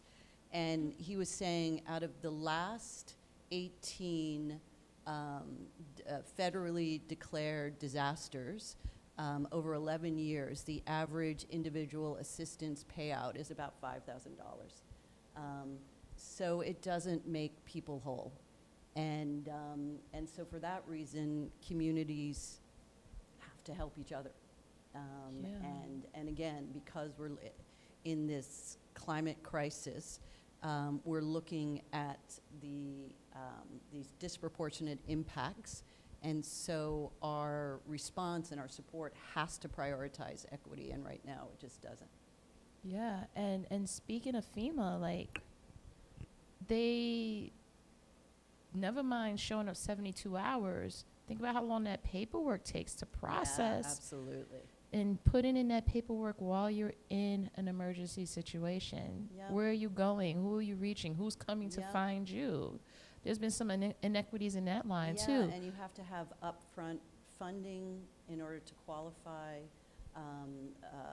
for its matching funding in order to receive the aid. So there are just all these barriers. So they literally only help you if you have money. Well, I mean, I don't think that's right, but you need to have a certain level of wealth in order for the system to work. So it's not really about whether or not it's your money. I guess that's the question. You need to have some way to support the whole process or the whole application process. Wow, that's a little scary that you have to prove that you have support systems when ostensibly all your documentation, your local connections are also scrambling, and it's just, that sounds a little bit overwhelming. Yep. So yeah, maybe government dependence isn't the way to go as your primary or first choice. I could see why you would get into mutual aid. Yeah, and of course, for many people, it's the only choice. But so, yeah, I mean, in terms of in terms of funding, to build their lives back. To build their lives back. Awesome. Thank you. Thank you. Anything else you want to put on that? No, I think yeah, I'll go from there. Okay. Iru, I'm going to throw another question at you later, but I'll let you up now. Good. Okay. Iru, we want to tell us about the international aspect of mutual aid and why mutual aid is important in your experience. So the first example I'll bring you is from Taiwan. And right now, it's just an example. It doesn't mean that this program is only in Taiwan, but it's actually around the world. But in Taiwan, we have right now a Renew initiative, so that's why I give you as a first example. Oh, can we have? Oh, yeah, so, sorry, I'll go to the Philippines first. So in the Philippines, we all know that OCHA said the Philippines is one of the most disaster-prone countries in the world. And disasters that happen in the Philippines are devastating.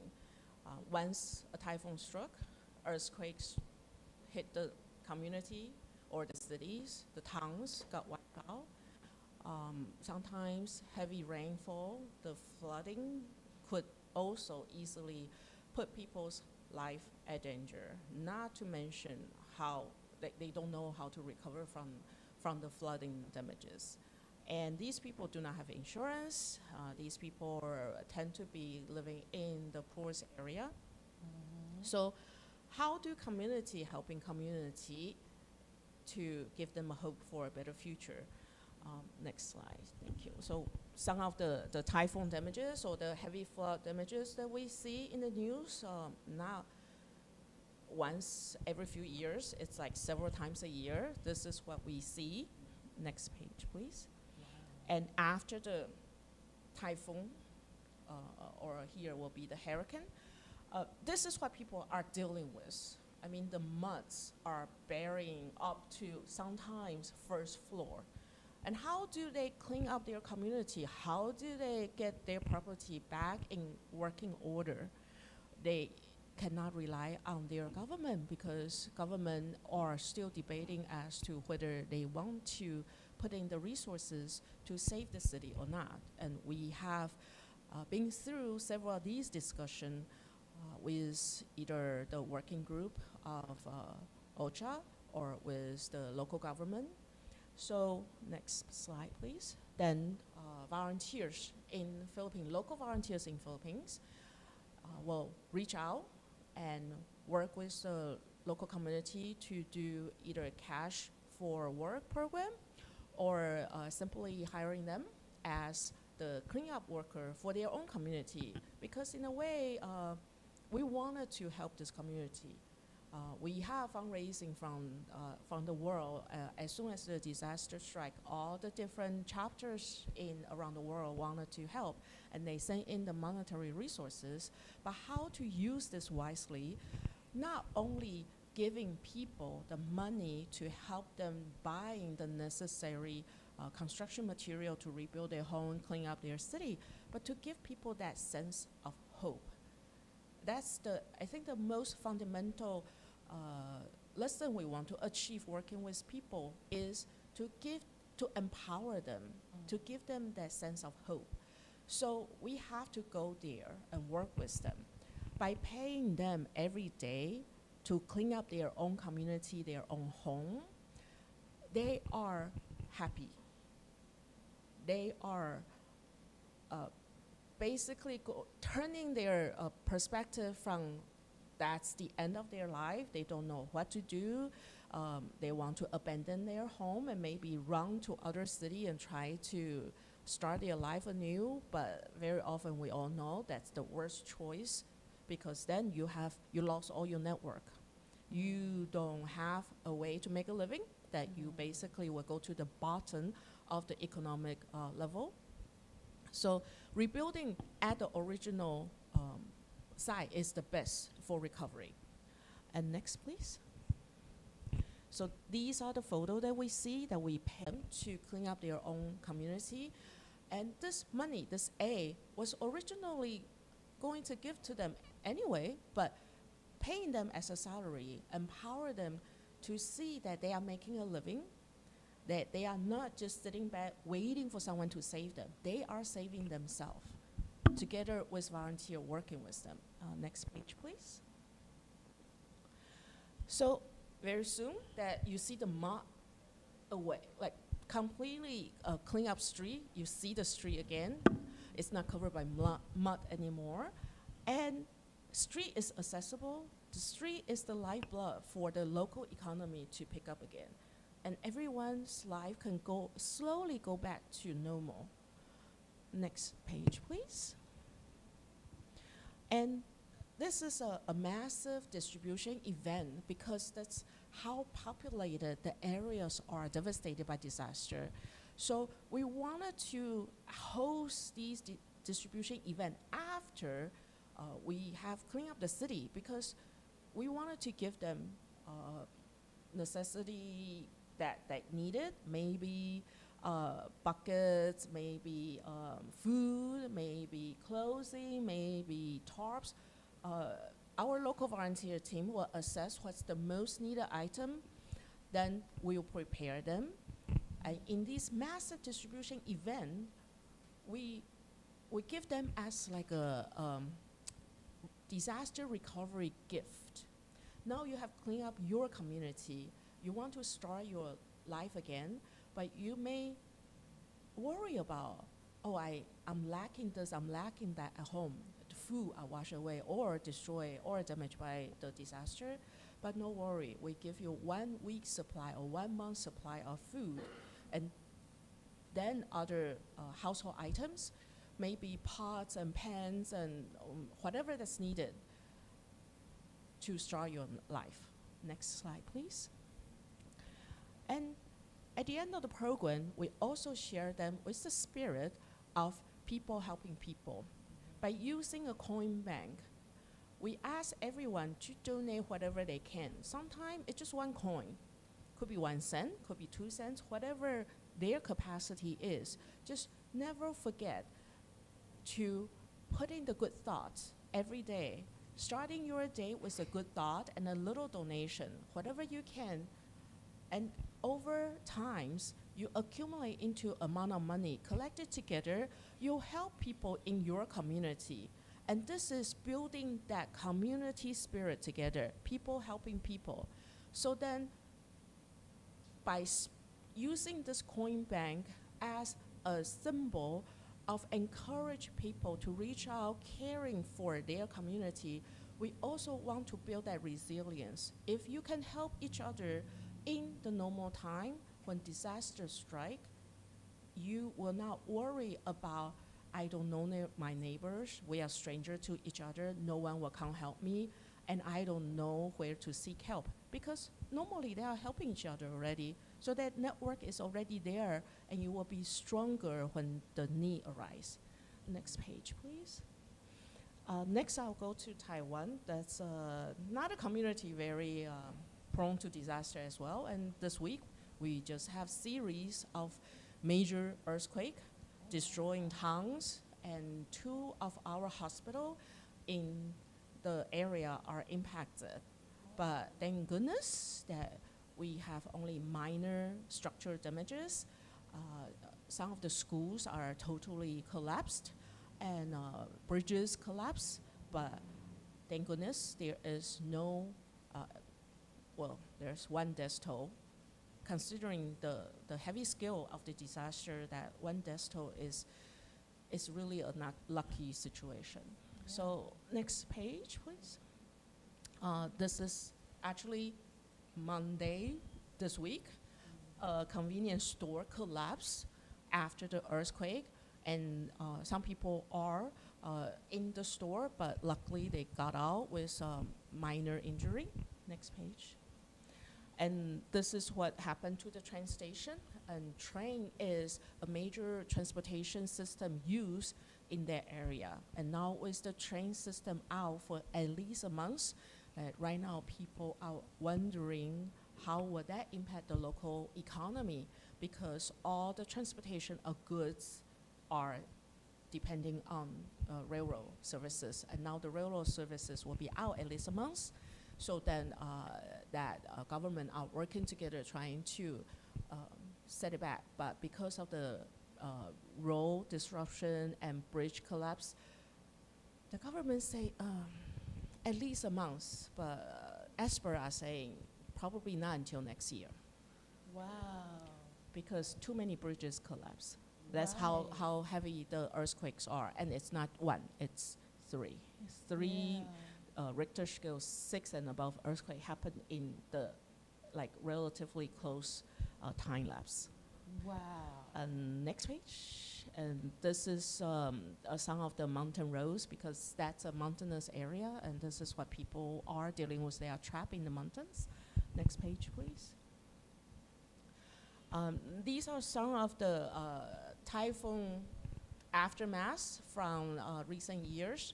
And we see highway emerging water. We see streets completely emerging water that people get around in boats. And we see hotel actually just washed down into the rivers. Next page. So this is why I bring to this disaster preparedness program in Taiwan, because we have for the past couple years that we are very actively encouraging volunteers in Taiwan to take up this training services, working together with the fire department and police department and emergency relief office. They learn skills to help themselves during emergency situation, and also they learn to work with fire department, police department, and emergency department. So then when the disasters strike, we don't go around thinking, oh, where do we go to help? How do we get our resources out to people in need?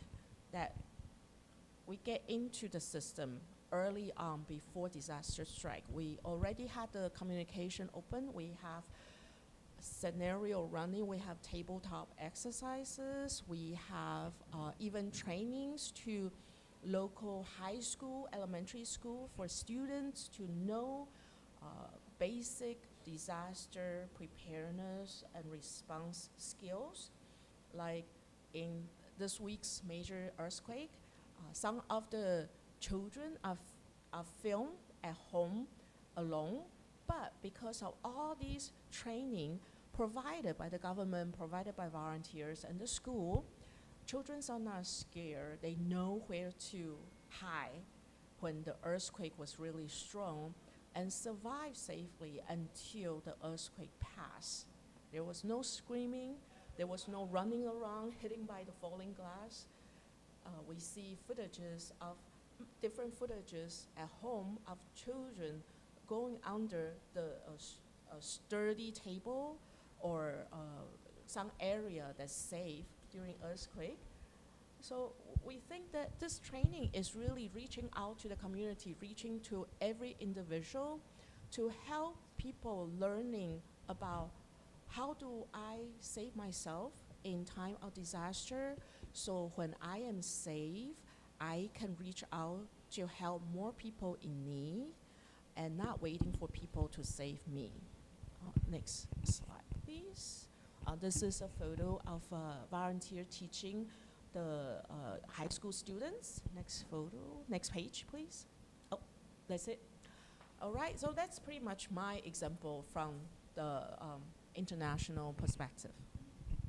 Thank you, Iru, and many prayers, just for me personally, many prayers for your community back in Taiwan, any family and friends that you may have. I hope they are well and safe, yeah. So yeah, there's a lot that goes on in disasters, and so much to prepare for. So we actually have Alexander Clementine, as promised. I believe he is ready in the Zoom world for us, and he's going to give us some information on mutual aid preparation. What are the building blocks of mutual aid?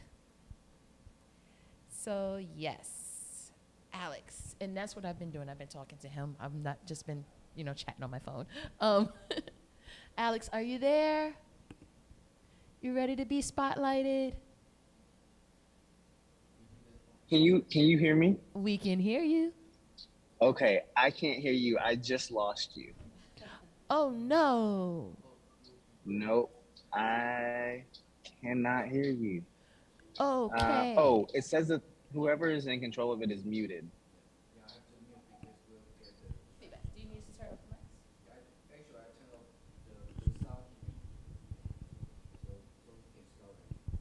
Can you start right now? Oh, okay. Yep. Okay, we're good. We're good. Also, shout out to Dr. Miriam, who's in the audience. This is a super random thing, but hey, Dr. Miriam, we are business partners, so it is so cool. She texted me, so just hey.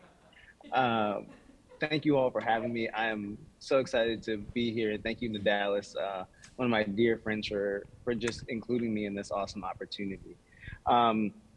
So as we're thinking about really just defining what mutual aid is, I think it's really important that we separate the idea of mutual aid and charity.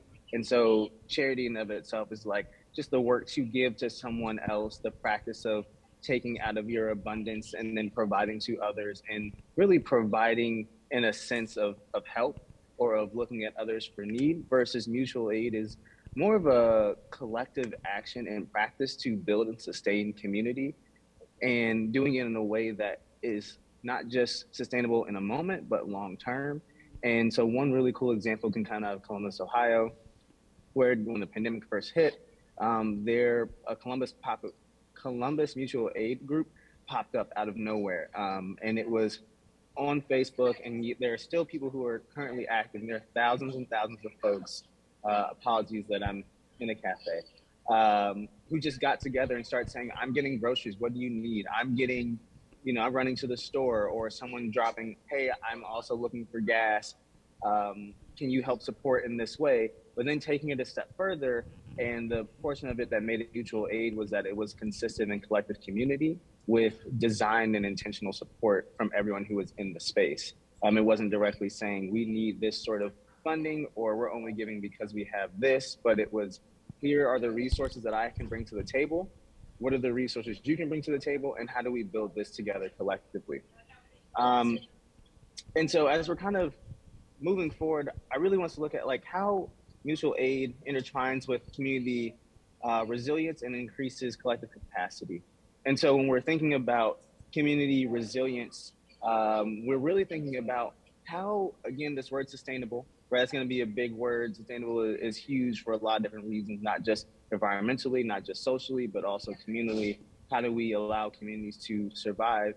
And community resilience is an extremely important part of that. And mutual aid plays a big role, because when communities don't have access to resources that government, like federal or state governments, are supposed to provide, and then you move into places that are on the outskirts of cities or in rural towns, those resources collectively get to those places last.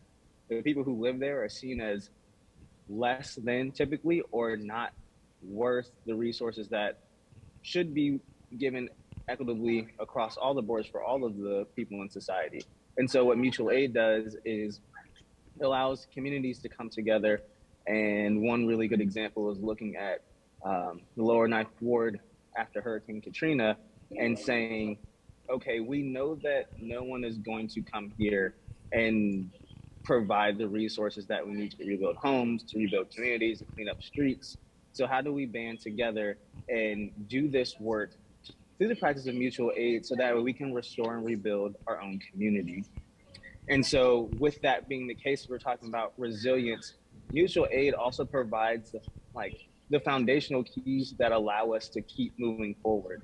So again, we can keep just as really close examples, looking back at the start of the pandemic and realizing that in communities like the one that I live in, the access to food decreased dramatically. The price of the food that was already poor quality increased greatly. So our neighbors were getting together and unofficially created a mutual aid program that allowed us to share within a 2 to 3 block radius of saying, hey, I got these things from the store, or these are the things I grew out of my garden. I'm going to share this over with you. And then folks would then just continually drop food or diapers or dog food at other people's homes. Our family became known as Dog Food Family because we had a wonderful connection to the Humane Society, and we were able to get dog food for an entire block once a month. And then other folks were able to provide cereal or other things like that. So it allowed us to just keep going and sort of lessen the impacts of economic difficulties at the start of the pandemic, and just the stress of everyone trying to figure out what does this new world look like. by being able to do things collectively and in socially distant and responsible ways. So kind of when we talk about collective capacity in terms of community resilience, we're looking at collective capacity as really just what is it that we can all handle within our own spheres that we can then share with the rest of those around us. And so when we talk about capacity, I'm sure all of us in this room, virtually and in person, have had plenty of times where we've been asked to do things or trying to do projects, and we've kind of reached a certain level of capacity where we can't take on anymore, or there's something that we would really like to do, but we know we don't have the ability to do. In terms of collective capacity, when we look at community resilience, it's the capacity for the community to continue to exist, to continue to thrive or be as it was or wants to be going forward. And so collective capacity is really kind of what is our community, what is our society able to take on in a collective fashion and in a way that makes sense for all of us to continue to move forward in a way that's desirable, that's meaningful, and hopefully equitable. And so when we're thinking about that, particularly in terms of community resilience, we're looking at like, well, again, I'm going to keep tying stuff back to the pandemic. What was the capacity for you or for those that you live with or for your communities to support one another or to just honestly keep going? Was life the same? Did you have that big of an impact? Or did you quickly see that your neighbors needed food and that you realized, okay, our community doesn't actually have the support we thought it did because we were visitors here. Now we're here every day and we're really understanding what it means to be part of this place and this space.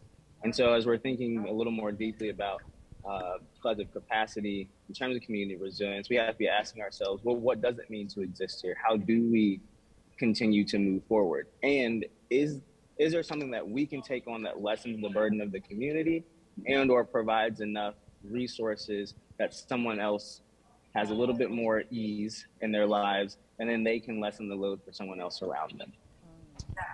And so when we think about one question that Reverend Dallas has posed to me in terms of this presentation is why is mutual aid especially needed in historically marginalized communities?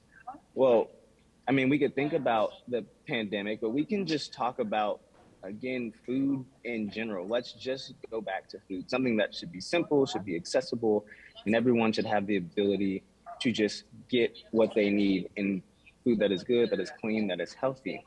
Well, when we're talking about historically marginalized communities, and we're giving the examples of grocery stores, some of you may know, and you probably know even more than I do.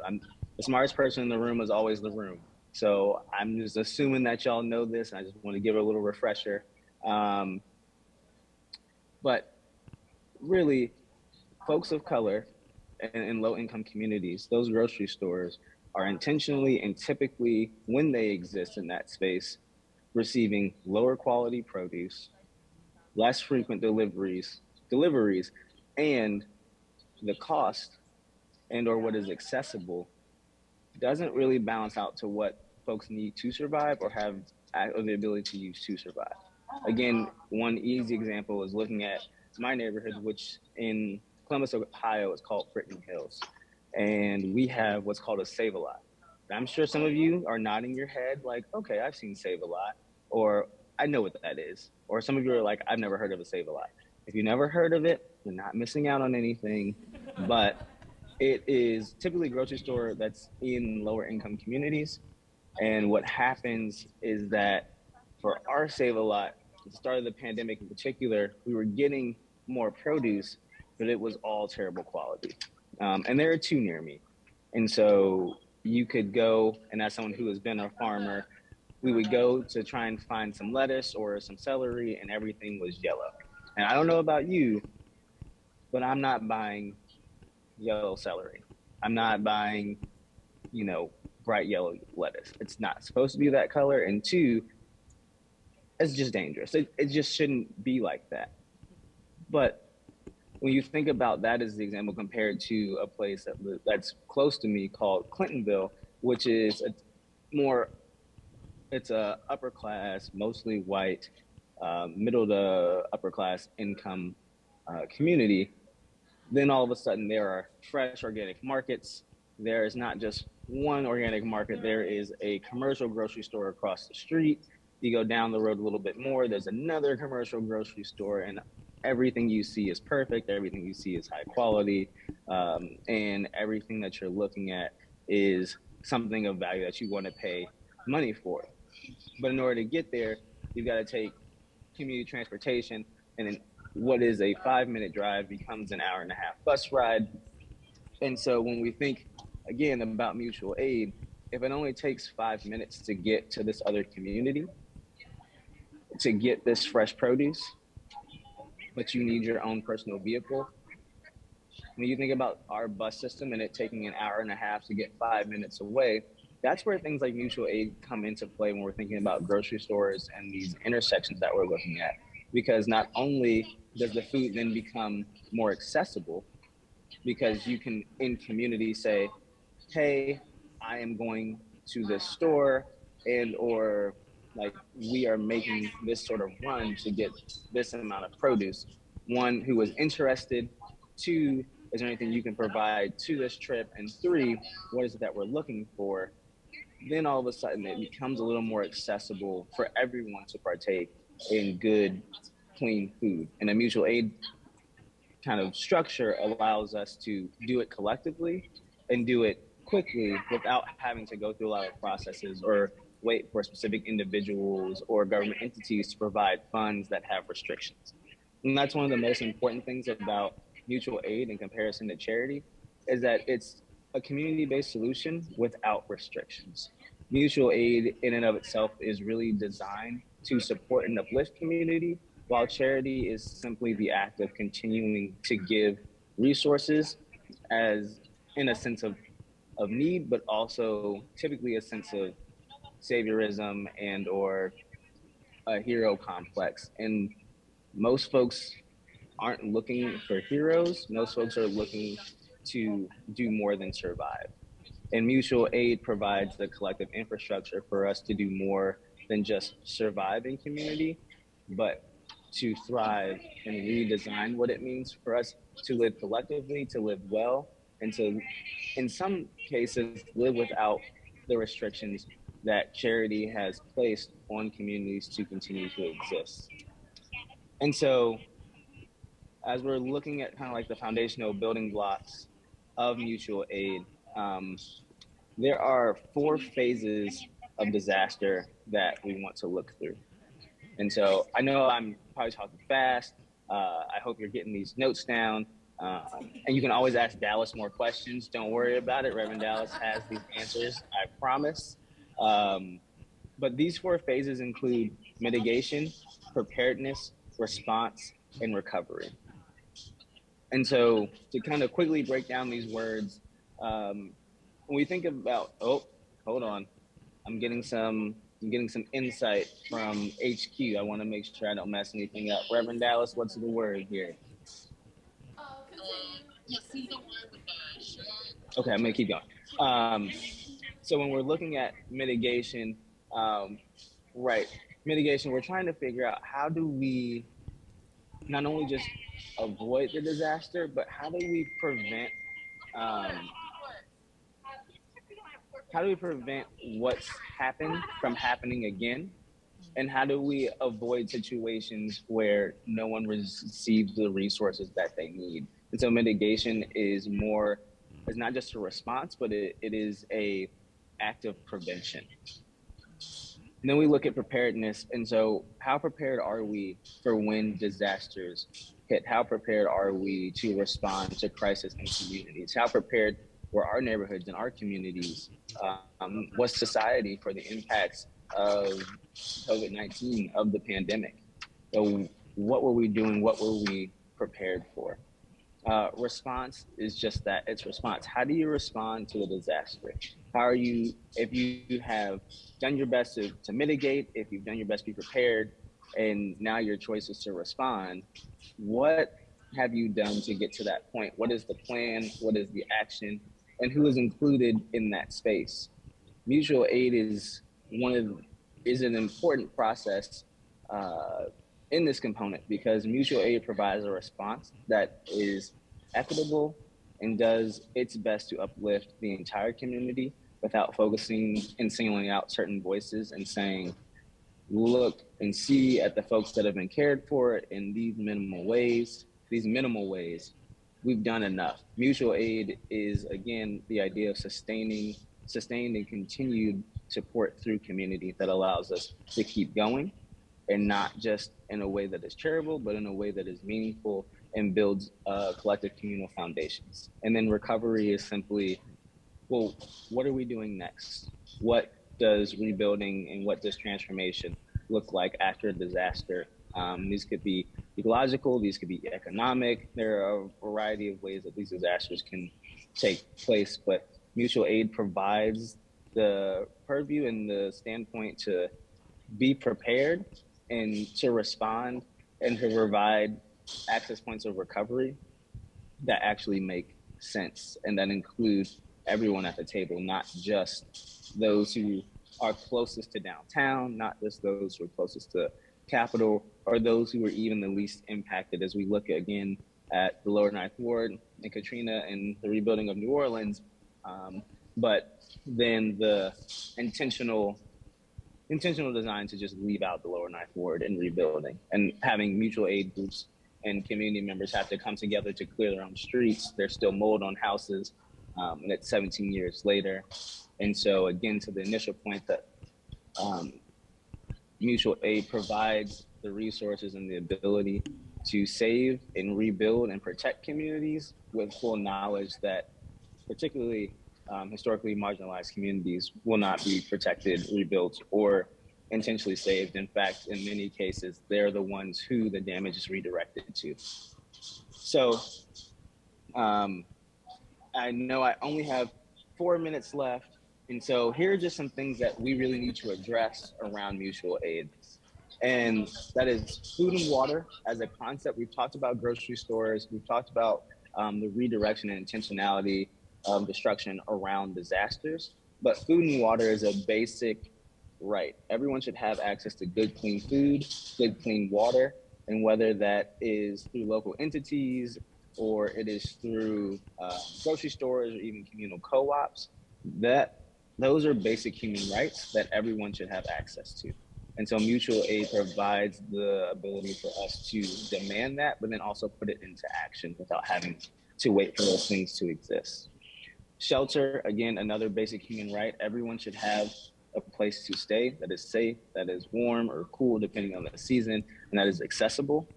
And so in practices of mutual aid, you can find and should be intentional around the fact that not only are we looking to provide food and water for one another, but to share and exist in communal housing. And that doesn't mean you have to open your house to everyone. It also doesn't mean you need to build entirely new 24-floor structures. But what it does mean is that if you have an additional room, or if you are able to provide in the construction of things as simple as tiny homes and or the redesign of existing commercial real estate, things like that, or can help push cities who have different properties that they're just holding and they don't have any particular plans with, then mutual aid groups and communities can take and do that work.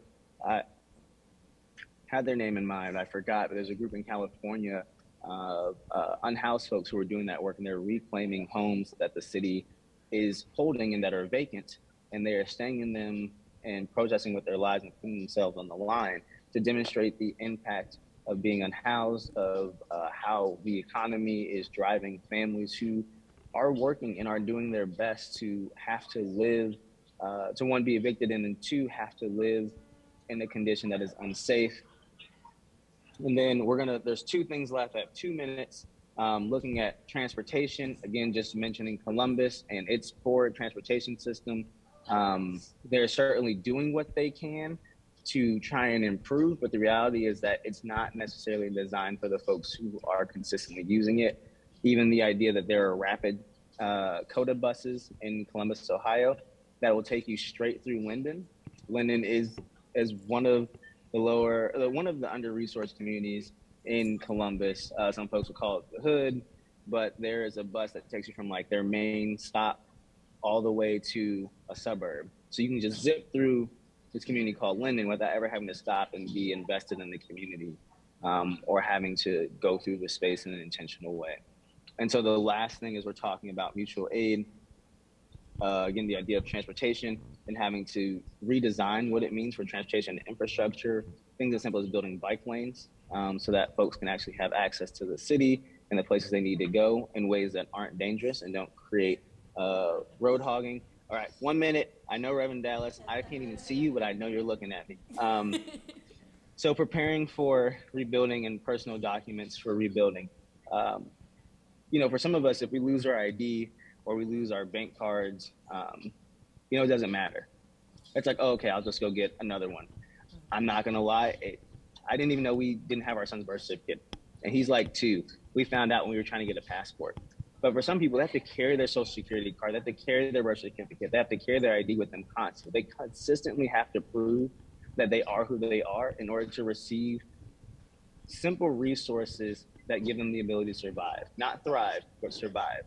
And so we need to, in mutual aid, create practices and spaces that folks can consistently have access to those documents quickly, affordably, and in ways that make sense, but also remove the barriers for folks to have to do so much work to prove who they are. And that typically impacts historically marginalized communities, BIPOC communities, under-resourced communities where you consistently have to prove who you are.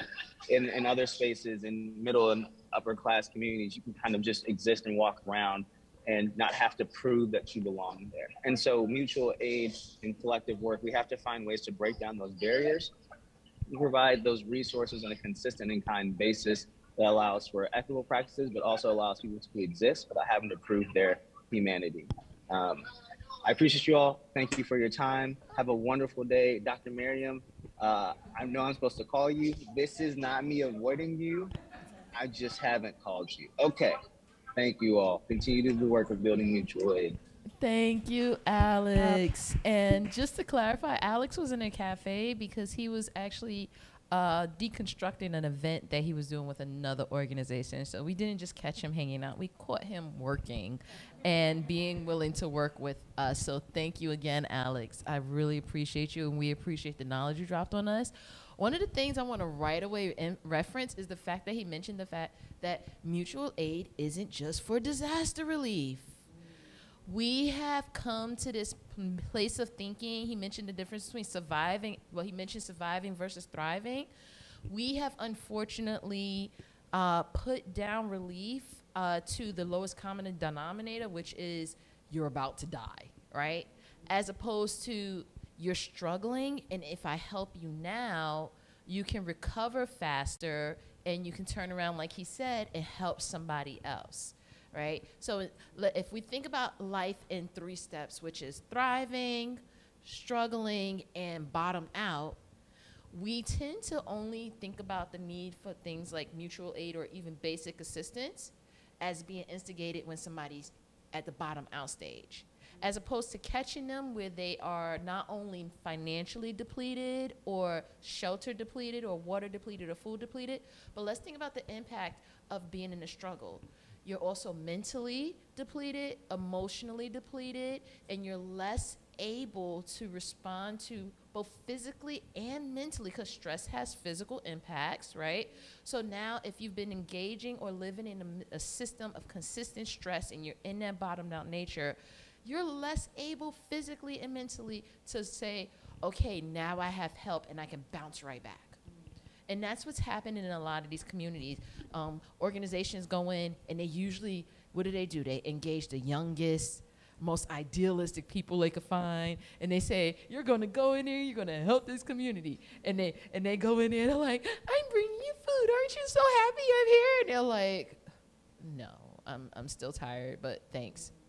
And this poor kid is like, I don't think they like me.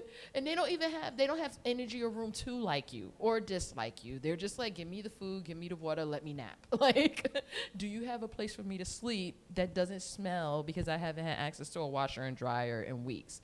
Like, people are not able to do this whole exuberance of gratefulness because they're at a place where they're way past gratefulness. So if we did mutual aid and thought about it outside of disaster, and we said, instead of you living off of yellow lettuce and yellow celery, let's start doing mutual aid on transportation so you could get there, then you're not bottomed out on bad food, right? If we're helping people who are in floodplain zones have access to acquiring filtration systems and then access to people who can mount them high up so that maybe they're not hit by the next flood so hard, or if it does get hit, their filtration system is already in place and they're not waiting for somebody to bring bottled water in because the bridges got washed out, right? And the government can't come and bring them relief. I mean, what if we actually said, what do you need to survive before the disaster happens? And let's build those networks, right? And that takes intentionality at a point of a lot of people don't have because we're all so busy. But what's better? Dropping some of the busyness to ensure quality of life, or keep going and wait for the disaster to actually hit? I'd rather make some room, right? And it doesn't have to just be you. And that's the part I'm going to talk about. Who needs to be involved in this?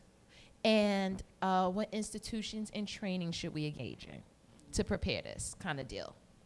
So let's think about pre-disaster, during disaster, and post-disaster. So pre-disaster is not only identifying the needs that you have in your community and also identifying what you will want to be able to maintain throughout a disaster, right? Like actually looking at your life and saying, I like this. I want to make sure that if a hurricane hits tomorrow, I have access to this again at least next week instead of next year, right? So identifying what you like and what you want to keep steady, right? And identifying the actual needs in your community, because again, some communities don't even have what they like. They're already at that whole bottomed out kind of circumstance, right? And then you say, okay, so who do we need to engage? Well, first is neighbors helping neighbors. Neighborhood associations. Engage your neighborhood associations. If you don't have them, form them, right? Encourage people to talk to each other, meet with one another. It doesn't have to be perfect. It doesn't have to be like completely structured. It just has to happen, right? How do you support neighborhood associations and get people to come? We had this conversation the other day. Colette Pichon-Battle said, people don't always want to come up for the struggle. People sometimes want to come out for the party. So have one of those local Uber-funded institutions like the UNICEFs, like the United Way, and like the Red Cross come out and say, hey, I need you for the next year to fund meals for the local neighborhood association that we're building, so that and help us with childcare, or to be able to pay for childcare so that people can come after work when they're dead tired and not have to go home and cook dinner. And we need you to make that seed investment in the neighborhood associations we're developing so that they can build their own community resilience, right? We need to talk to community development corporations, because these are the people who have taken the time to say, we're going to not only organize our neighbors in our neighborhoods, but we're going to actively go after grants and assistance. And so these are people who are usually a little bit more professional. Sometimes you have lawyers and business people involved, but they're still community members. Have them start engaging them in things that would directly help in developing your community on a long-term basis. Funding for those filtration systems. Funding for those bikes to get around the neighborhood. Bikes are expensive. I don't have one for a reason, right? Funding for different things that we have identified. Raising funds so people can go and afford a gym membership, so that they could build their own health opportunities.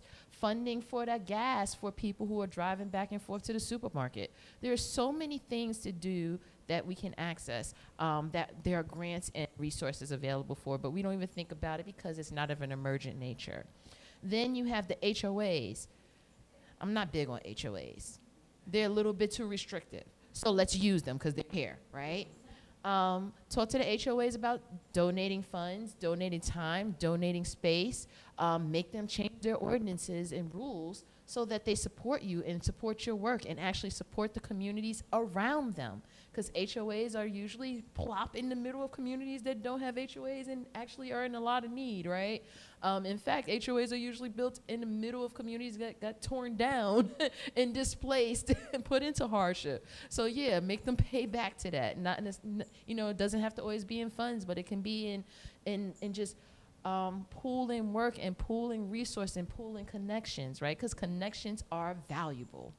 And then you want to get institutions involved. You want to talk to universities and schools. So why am I differentiating between them both educational institutions? Universities, those bright, idealistic, frustrated people that you send out into the world to get disappointed, they need that training. Continue to do so, right? You know, get them a good, y'all laughing because you know it's true. We all need that little slap in the face early in life, you know. So let's continue to use them. And but schools are used as points of refuge for a reason. They often have showers. They often have industrial kitchens. The ones with gyms can serve as shelter space. So we want to involve them in our pre-planning, our community building, because those are great places for community meetings. Those are great places to store extra food and water. Alex did a great job about talking about how, you know, they were collecting dog food, but not only during disaster, but on a regular basis. I don't have places to store dog food in my house, even though I would love to do that. You know, so places for storage, places for community gathering, places to, hey, use their printers and copiers, you know. All the things that we think about only for disaster can actually come into practice in our everyday lives. And houses of worship. Houses of worship, meaning all the different types of religious and faithful facilities. I love them, I work with them, and we need to use them more. Why? They are loaded to the bare. Houses of worship have some of the largest amount, own some large tracts of land. They just own land, right? They own buildings galore. He talked about you can't just throw up a building. Churches already have buildings. They can house people. They can house people dealing with homelessness. If you have a homeless population, convince them that they need to help, right? They need to engage not just during times of disaster. They need to identify and engage with that part of the community that you have identified as a particular core subset that can be helped if they have a little bit of time made available to them to get back on their feet, right? They have food programs, they have food banks, but they also have place to grow food themselves, right? They have storage facilities, and they also have advocacy power. And that's something mutual aid networks often ignore. Unfortunately, Alex said mitigation. Mitigation is preparation, but not just we're thinking about what checklist it is, but what infrastructure do we need to talk to our local government about? What kinds of bridges do we need the next time to be built instead of building the same kind of bridge that gets knocked down every year, right? What kind of new ordinances and building ordinances do we need for these increasing types of earthquakes, right? Like, these are advocacy measures that we need to institute. And the church has a lot of advocacy power. If not, they can develop it as a part of your mutual aid network. You need to, right? And then also, you want to talk to your clubs. Did you know motorcycle clubs do a lot of community development work? Some motorcycle clubs. I recently watched Sons of Anarchy. I don't suggest approaching motorcycle clubs like that. But you know, I got through half through episode 1. It was not for me.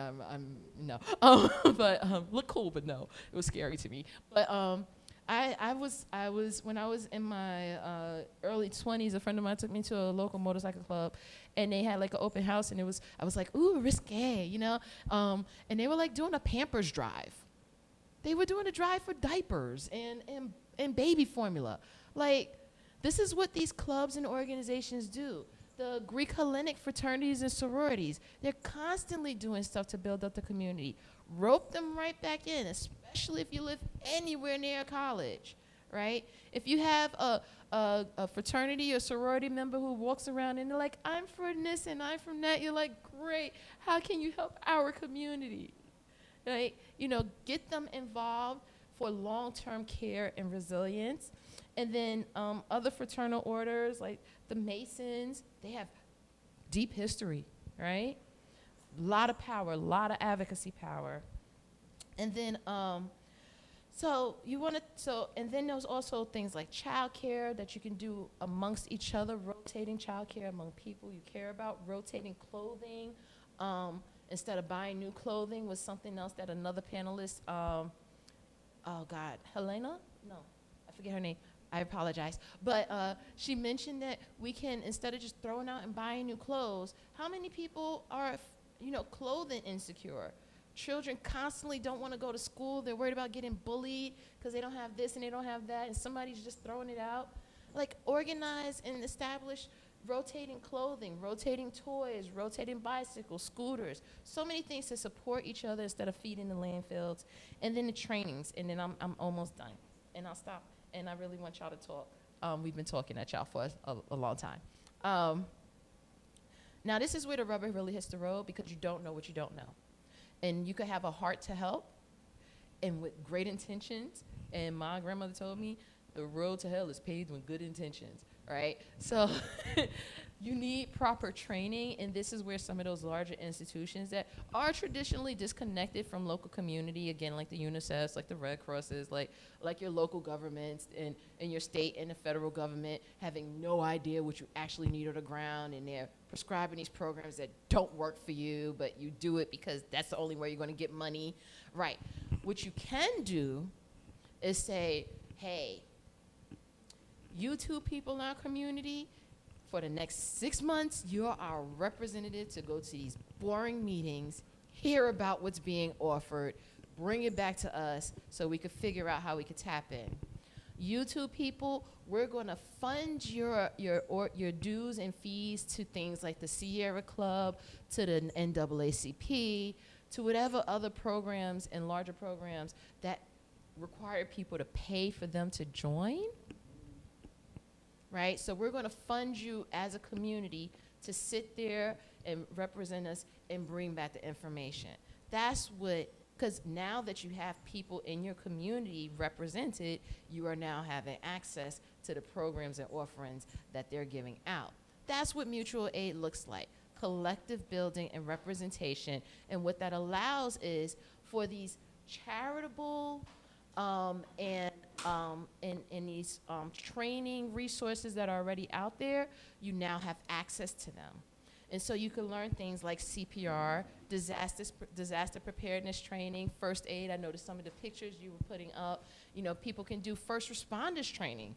They have disaster relief training. They have mental health disaster relief training. They have, in emergency drills, like you said, children already knew what to do in an event of emergency, whether or not they were home alone or at school. So if you do the dues, if you do the fees, if you connect to those larger organizations that are already running the programs, instead of worrying about how to start this huge thing and this conglomerate and self-educated, it's already out there. Build the access, build the roads, and that's what pre-disaster training is. Building the relationships you need to be resilient when the time comes. And that way, when the time comes, people already know who to reach out to, how to reach them, and if you've already reached the point where you've done the trainings, what to do for yourself instead of waiting for somebody to come in, like Ebru said. And that's a resilient community. The community that can survive and have a pathway to being able to thrive, whether or not anybody ever shows up. And we're capable of doing that because we're human beings, and that's what we've been doing for millennia. We've been self-building, we've been born into community, we've been building as community, and we've been thriving year after year until we lost our minds and we started killing the earth with it in the name of progress. But hey, we're learning. So let's do what we've learned and use it for the good. And that's about it. So, any questions, comments, okay, let's go. Okay, sorry, I said all that. Okay, so say your name and go for it. Hi, my name is Aja Two Crows. Thank you so much. This has been such a great presentation. I'm wondering if you could kind of elaborate on what convincing people to practice mutual aid looks like. While of course I think it's a fantastic idea, we've talked about all of the things about it that are really great, I do think it's really hard for a lot of people to swallow the idea. And I think that's why we see it more in disaster situations, because essentially people are pushed to say like, okay, what can we do? And this is the answer for a lot of them. But I think it's such a great idea to integrate it more into regular life. But how do you convince people to do that, especially in communities where historically their social cohesion has actually been really targeted? Thank you. That's a great question. Yeah, I'll just start. I mean, I think in our experience, when you're, especially if you just take climate, we have so much anxiety around climate, and action is one of the ways to address that anxiety. And one of the examples that I love in our network is this incredible organization called We Act for Environmental Justice, and they do incredible work in terms of the heat disparities in northern Manhattan. So folks are struggling with this. In their case, there are cooling centers. They didn't know how to get there. The air conditioning relief is first come, first serve. That runs out. Who are your allies? So it's often the only way that things get done. And once you see it happening on this issue, then it can snowball. And I think, like what Reverend Dallas was saying, there's so many ways to do it. So start with what's real. You start with what the community needs, not what you think they need. And so I think that example of We Act was, there was a problem, the community wanted to do something about it, and they organized from there. So that's one answer. I've seen a lot of community program that actually started with not disaster preparedness related, but actually it is building that network among the community. So for example, some of the community programs offered by Tzu Chi here locally in Manhattan or in the greater New York area are flower arrangement, tea ceremony. Everybody loves, people comes in because of that. And as they are participating in these classes, they see other volunteers are doing disaster preparedness training. And that is necessary for them to know. So then they started to get interested, and then eventually they go through the training, they become prepared. So what I'm seeing is that as a community organization, we definitely listen to what people need, but then we offer them a variety of programs in different aspects in life. So if you wanted to join a volunteer organization, or when a volunteer organization goes into the community, it doesn't have to be a strong, like, in-your-face message saying, like, you are in danger, you need to be prepared, now get ready now. People don't like that. But then if you're going in there and say, hey, let's have a party, doing something maybe movie club, book club, people love that, they come sing, and then eventually you broaden their horizon and then introduce them to different activities, and then they naturally will accept suggestion from acquaintances or friends better than a stranger coming and saying that the disaster is coming, you need to be prepared. That's our experience.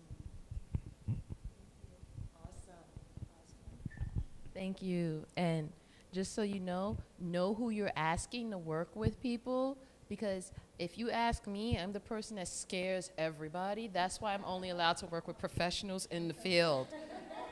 Do not invite me to community events. But it's important to know who you're asking to work with and what roles you're asking them to take. Because you'll lose people at the forefront if you put the wrong people up first. I just wanted to share that. I just before I also think that's a real challenge with climate, because climate is this big overarching topic, and like Alex was saying, just it's language. It's breaking it down to food security or extreme heat or health impacts. So there's something we have to work harder, I think, in our sector to make it real for communities, and we really struggle with that. Hello, my name is Nellie. My organization works, we provide community-based solutions, support, training that promote mind-body prosiliency and resiliency, which I think is what we're talking about today, in terms of prosiliency and resiliency of people and the planet. And so, listening to your different, the work that you're doing, I'm wondering, so it's a two-part question that I have. From your experience, or do you have any experience where some of the disaster relief support you provide includes, and I'm not talking about mental health with psychologists or counselors, I'm talking about, because I have had the experience in my community of where perhaps it's not the immediate thing that's provided, but right after there are community circles where people are trained to provide mind-body tools that help people to build resiliency and prosiliency between events, or just to be able to have a skill set to live in the world that we live in today. So I'm wondering, is that something that you've had experience with in the communities that you've helped? And what did that look like? And my other question is for organizations like mine, which we're now kind of becoming part of the NGO system and with representing the United Nations, how can we become more part of that process and provide support, assuming that there's a pathway with funding, et cetera? I'll probably take the first part first. For Tzu Chi, we integrate a lot of work into our daily program. It's organized differently, so that I'll just give you a example. One time I was in Southern California in a forest fire disaster relief, and in the service center we have a booth right next to FEMA, and these people come in applying for the disaster relief. They go through different booths, picking up different help they needed. But when they come to our booth, and our volunteer welcome them and talk to them like families or friends, and really, I think seeing things from their perspective and really hug them and tell them, don't worry, that we are here for you, and just simple words, treating them not like you are here to applying for the disaster relief fund, fill out this form, we'll get back to you. It's not that official business, but more kind of like friends and family, knowing that you just been through a life devastating disaster, and we're here. Sometimes just kind words, sympathy, and well wishes, and letting you know that there are so many people here helping you, wishing you the best. It's that gesture, that warmth, that really breaks down that barrier this person had, that keeping him distance away from like all the different agency, and he broke down and he cried. And the disaster specialist from FEMA asked me, so what's your secret training? All the other disaster service agency wanted to reach this person because the first step to disaster recovery is to release that grief. They need to let it out before they can recover, but they were not able to do that. They try art therapy, they try all different type of therapy, but this particular person was just very stubborn and they were not able to reach. And I told this, working together for 2 weeks, we become friends. And I told him that because we are a group, we work together in disaster service center as a group, we offer them this collective service. So then you try your best, and if you couldn't reach this person, let me try. And it's not that we have a secret training for our volunteers, but we serve with that sincerity. So I think for preparedness or disaster preparedness, I think we try to work together. They are expert in different area, but everyone is an expert in certain area, but we need a collective, I would say, a complete service to really help people who are going through disaster. So it's not just one agency, but it really takes the whole village to help each other to survive through a disaster. Yeah, I think in terms of spiritual support, we would never advocate, one pathway.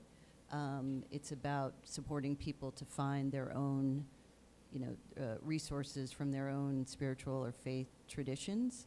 But that said, I think in the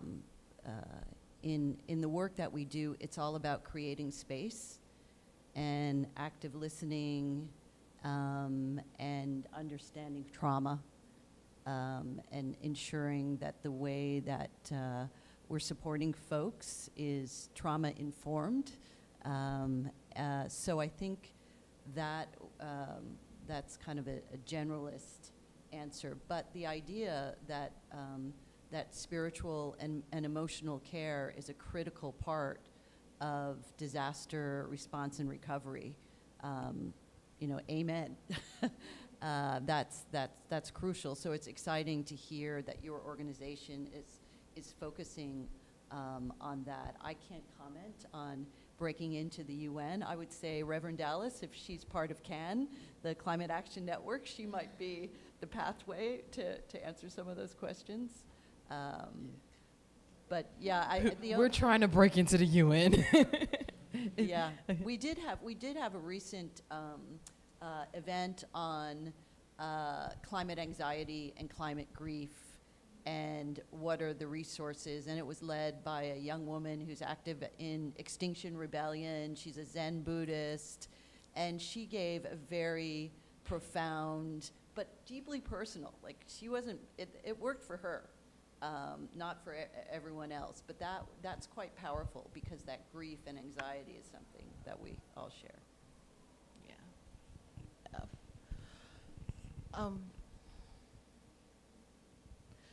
Re-say your question about breaking into the UN. So I'm a new NGO representative, and the system is so overwhelming. And I was having this conversation earlier with some fellow NGO representatives, and I'm trying to figure out how to use the system to provide to make the services that we already provide accessible, so that we can have a greater impact and in a timely fashion. Because I find that so far that it's a very large, clunky system, and it can get very much in the head space a lot. And we work very much in the embodied space. And how can we provide or even leverage some of our partners that may have more resources to provide tools that support post-traumatic healing and growth, which is part of having a resilient community, through the NGO system, or I don't know, through these summits, I don't know. Thank you for repeating that question, because that's a perfect plug for tonight. Actually, this summit with Shuji and Steve have created is a perfect example of how you can get involved with the UN process. This whole summit is a part of UN Climate Week. It is officially listed on the New York Climate Week calendar as well as the United Nations General Assembly calendar. We are official side events, but we are intentionally and holistically talking to people that aren't normally being talked to, but because of how we are positioned within the UN process, we are able to invite negotiators, we are able to invite funders, we're able to invite people such as yourself who are doing this work to be and share space and hear about topics and solutions that aren't commonly discussed. So the idea is to work within, but also by using your own frameworks. So don't diverge from what you do. Don't even diverge totally from who you talk to. Just keep building bridges, and then use those bridges actively. And that's how you get into the structure. Because if you just try to assimilate, you're becoming just a part of the same clunky, long-term structure that there are a lot of questions around its effectiveness. And do you want to be questioned about your effectiveness? No, you want to be effective. So with that said, it is 5 o'clock on the dot. I want to thank you all for being here. I want to invite you to tonight's mindfulness session. We start at 7 p.m. Wait, can they come? Yeah, 7 p.m. I'm like, is that being filmed? Because it's in 3 different places. So yeah, 7 p.m. to 8:30 p.m. We'll be doing exactly what you said, because we are about effectiveness and we are holistic.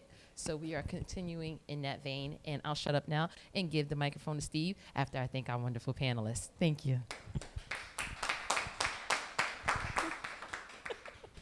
Thanks so much, Dallas. Thank you to our lovely panel for your perspectives, insights on the roadmap to building resilience through mutual aid. I think this is such a poignant conversation, and one that is deeply rooted in community care. And so for those of us who are joining us in person later today, we encourage you to continue this conversation of community care with us as we go into our mindfulness program in the evening. And for those of us who are coming to join us virtually, we invite you to join us for day 4 as we begin to envision our shared future together, starting at 10 a.m. with a vision for equitable climate action event focused on how we move towards the future together.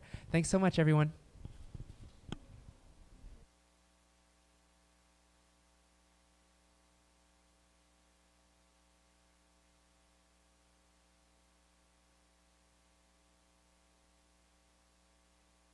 Alex, if you'd like to turn on your video, we can actually take a group photo together.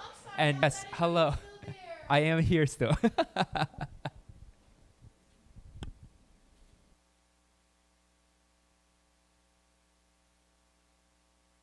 All right, here he comes. All right, we're going to pin Alex on the big screen, and you're going to appear in a second. Okay. Yeah. Oh, he's in the back. Okay. Give us 1 second, Alex. We're gonna take the photo, okay? So, Ping, how can you unpin us? So we're not in the picture, and it's just Alex. Alex, you're gonna be. Yep, there we go. All right, ready? We're gonna. Oh, wait. Hold on. We appeared and then we disappeared, and then we're gonna reappear again. Give us 1 second, Alex. Technological solutions. What is happening? The magic of technology. We're gonna be taking a photo soon. There's too many spotlights.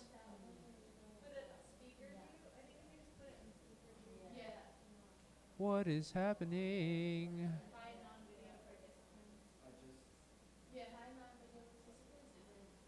We are going. And then, oh. Turn the video up a die. If you turn it back, put it on speaker view, I think it will go. Just pin Alex and we're set. Like Fabian and pin. You're all saying different things. Troubleshoot in Zoom. All right, we're good. We're good. Let's get it.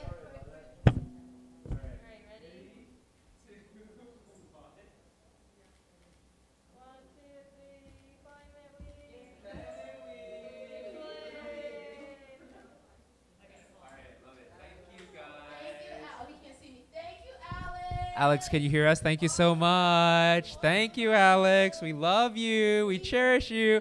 You're on mute right now, but we're gonna unmute you. Okay. Yeah. Love you. Oh, say hi to Alice for me. All right. Peace, my dude. We see you soon.